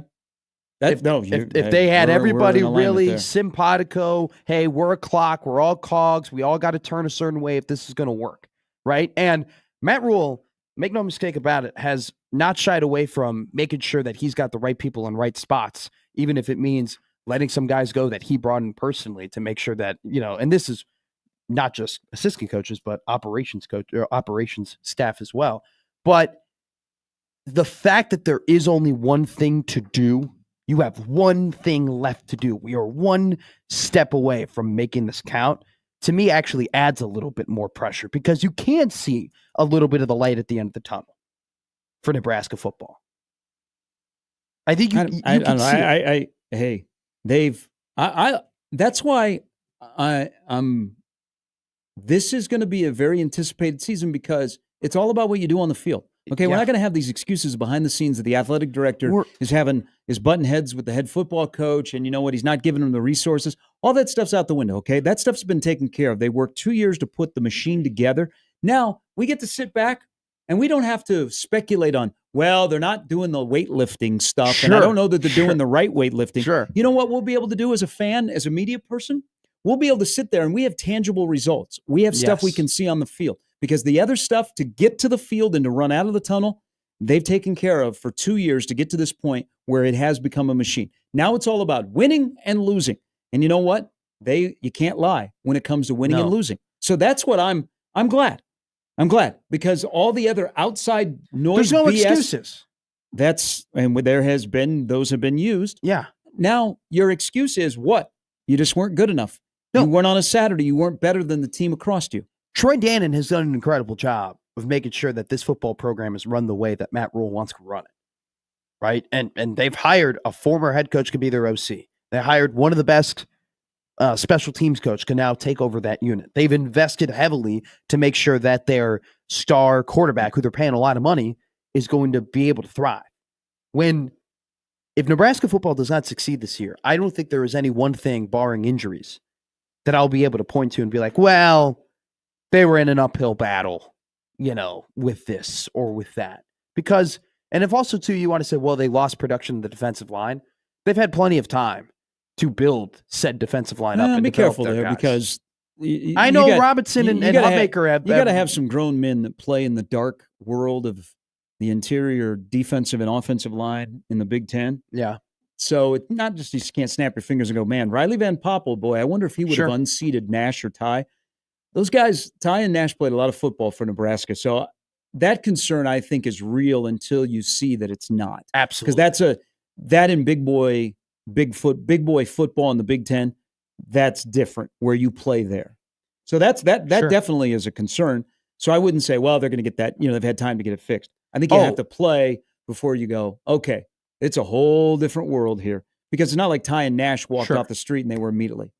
But also, they have Van Poppel now has been in the program for 3 years. Lenhart's been in the program for 3 years. Those are two guys that they brought in personally that you're like, all right, Matt Rule was hired to play some football. Matt Rule was hired because we needed a player. Nebraska needed a player development guy, right? Nebraska recruiting has never been an issue over the last 8 years for this program. You go back consistently, it's top 25 classes. It's 4 stars. Right? It is blue chip prospects. It's just none of those guys, especially the top ones, pan out.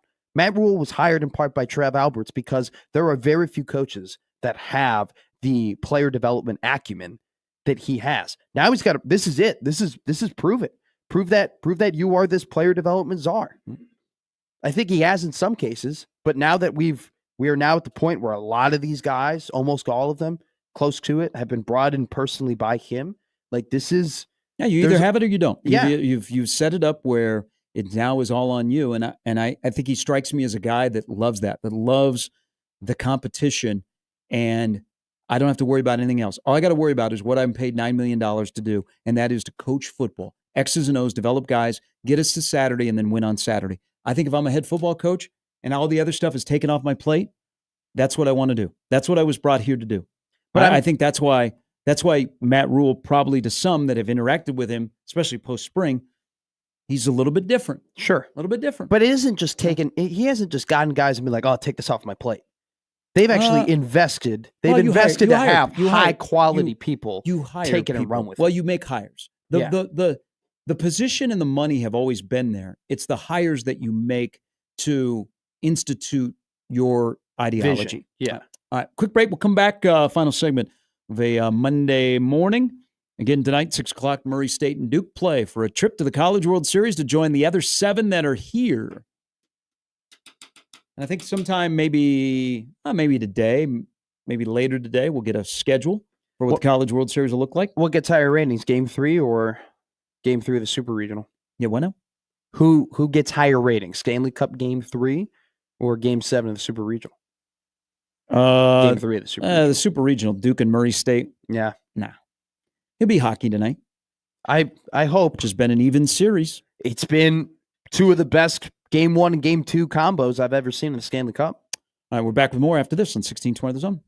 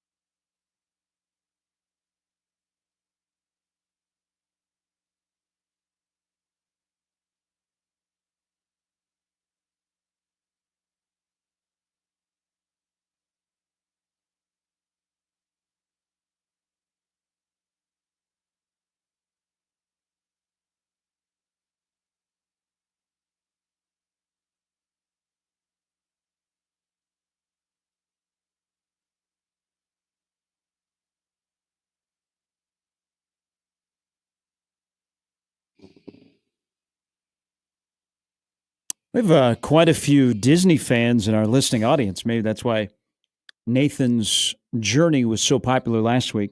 I have a Disney song playlist. You do? Yeah. Okay. It's called Dizzy Big D on my phone. Not where I thought that was going. Number So one song would be? When Will My Life Begin? That's from Tangled. And then I Just Can't Wait to Be King from The Lion King. And then I got a lot of Frozen on here. Oh, the number one song actually is I'll Make a Man Out of You from Mulan. Let's get down to business. I got a good one, man. My playlist is 50 songs, 2 hours and 30 minutes. That's a good choice. Very calming. Emailer into the Equitable Bank inbox, who clearly is a Disney fan, judging off his signature. Sure. Says this is, you are correct, National Donald Duck Day. All right. Did you know that before you did your very impressive and slightly surprising Donald Duck? Coatney? How do you get it that good? I've worked on it. It's many years of practice, young Matthew. I just watch Frank Caliendo, and then my impressions turn into... I don't do impressions of the people. I do the impression of Frank Caliendo doing that person. That's probably the way to do it. Like I don't watch the person. I just watch Frank doing the person. I wish I could be on the level of Michael Winslow, who can make... He might At be one the goat. point, he said about 10,000 sound effects. Oh, my God. Famous from the Police Academy movies. I would love to be able to do... you could be a good voice actor. You got it. Maybe more of a hand model. You speak correctly. You don't have a lisp like me. That's what it sounds like when I make my Husker takes. But the email... Foam mouth over here. Fat. Yeah. Don't drain the fat. I think there's more pressure on this team this year. Easy there, Coach Holtz. The Notre Dame Fighting Irish. He says, this is a good question here. Okay. I like good questions. On the Mount Rushmore Jeez. of Disney characters, Yeah. who is after Mickey and Donald? The number Minnie. 3 option, that's fair. Minnie.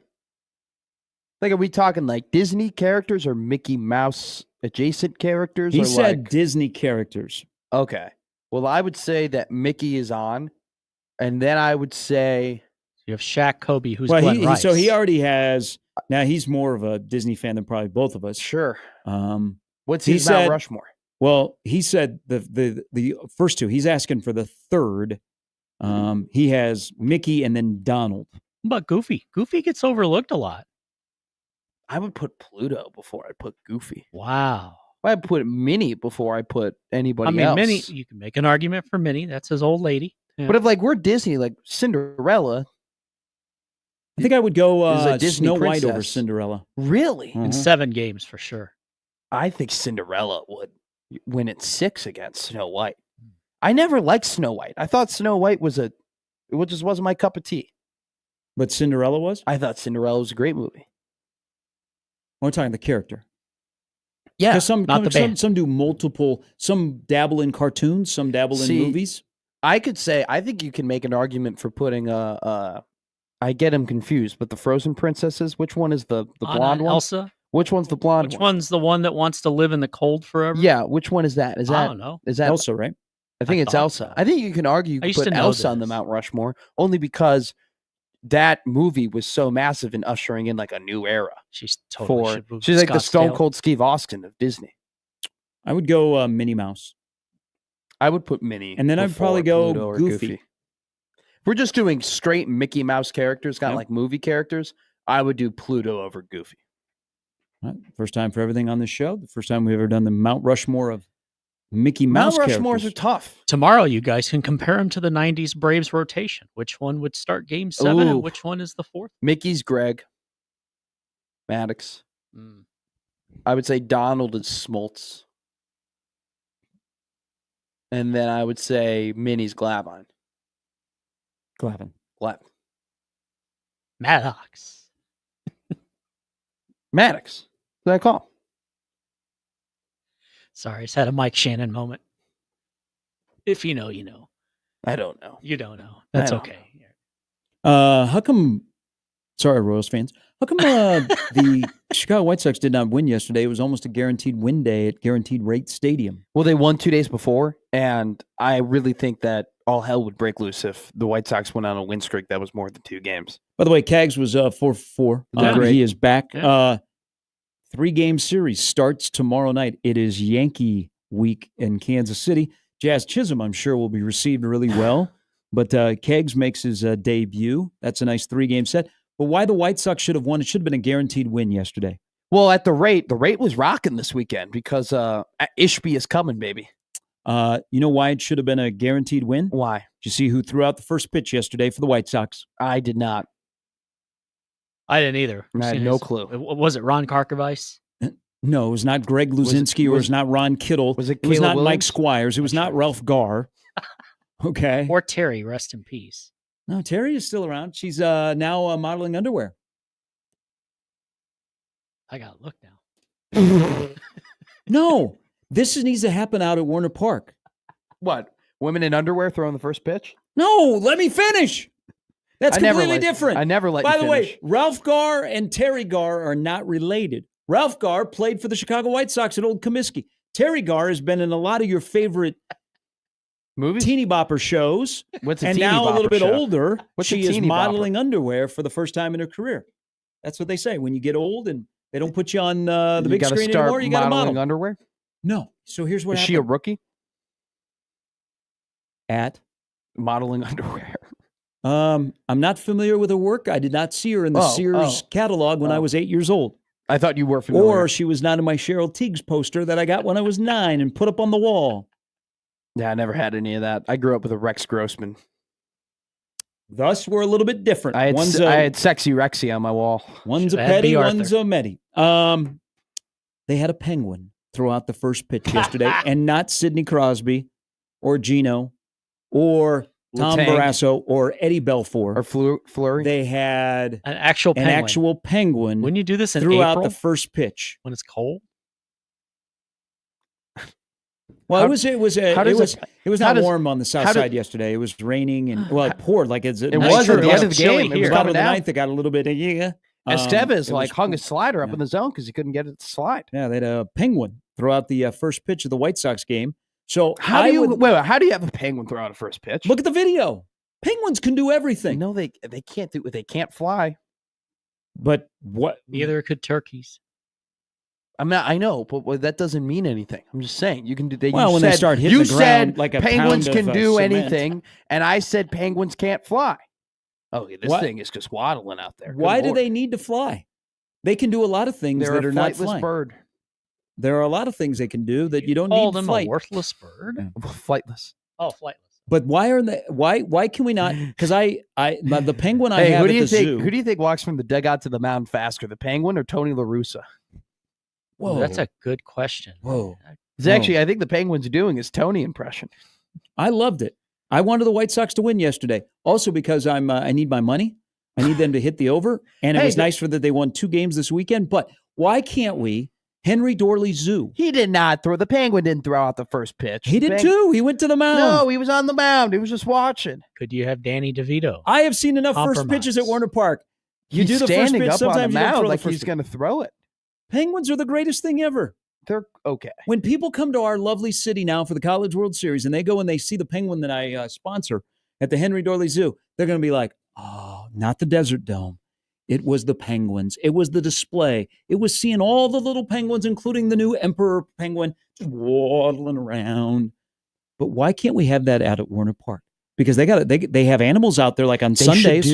They have they bring live animals. This is a great idea. Why don't we have a penguin come out and throw out the first pitch, and I'll be right there every with week. Every week, I will catch it. Marty, if you're listening, every week a different animal. Bring out a penguin, then bring out a red panda, then bring out like a black bear. You know, think it'd work. An alligator? It's pet night here at Warner Park. Bring out an elephant, a zebra, bring them out to the mound. Why not? Oh my God. Kansas City would be Can you very imagine happy a giraffe with standing on the mound at Warner Park? You know how much of a pop that would get? Be the only guy who could watch over the nets that totally circulate the field now. Wait a minute. Hold on. Terry Garr died? That's what I thought. Yeah, because they were on. showing a bunch of clips Who of am I her then? and Letterman. I don't know who Terry Gard is. She did die last year. Really? Yeah. Who's modeling underwear under her name? Louis Dunn. What? You just asked a question. You said who's modeling underwear. Terry Man, Gard. answer the Perhaps question. it's former St. Louis Ram DeMarco. Can't wait to follow her career. Yeah. I thought I saw over the weekend on like one of the news shows that they were talking about Terry Garr modeling underwear. I mean, there are people that think Tupac's still alive. You never know. Well, I mean, if you're dead, Dude, I don't know. There are some Elvis. There are some crazy conspiracy theories. I've gone deep into the Tupac still alive conspiracy. My bad. Who am I thinking of here? She is dead. I've double checked. How many underwear models do you have in your Rolodex that you could just? No, pull it was out on and the talk news. about? I was in a different room and I had the TV up and I thought they said Terry Garr is now modeling underwear. Well, she's dead. She didn't even do it in Tootsie or Mr. Mom or Young Frankenstein. Tootsie. She was in Tootsie. Yeah. Oh man, she passed away at the age of Tootsie. 79. If you ever go to New York and last you have the October. opportunity, I don't know if Tootsie's still on Broadway out in New York, but I saw the off-Broadway version of the on-Broadway of Tootsie. It was incredible. Eat one it, of the Carmine, best before you musicals go. I've Tell him ever Jimmy been to. sent you. I need to keep on track with how many musicals are happening in Omaha. I'm hankering for one. Oh, okay. So back in the day, she was promoting a new line of underwear. So it was a flashback. It was a throwback Thursday, if you will. I mean, good on her. She would have been 79. She's too young. I know. Hey, we got to shout out real quick our presenting sponsors, AGR Roofing and Construction. Go to AGR Roofing and Construction. Local quality service. That's good. Thank you. We'll talk to you tomorrow at 6. Crossover is coming up next.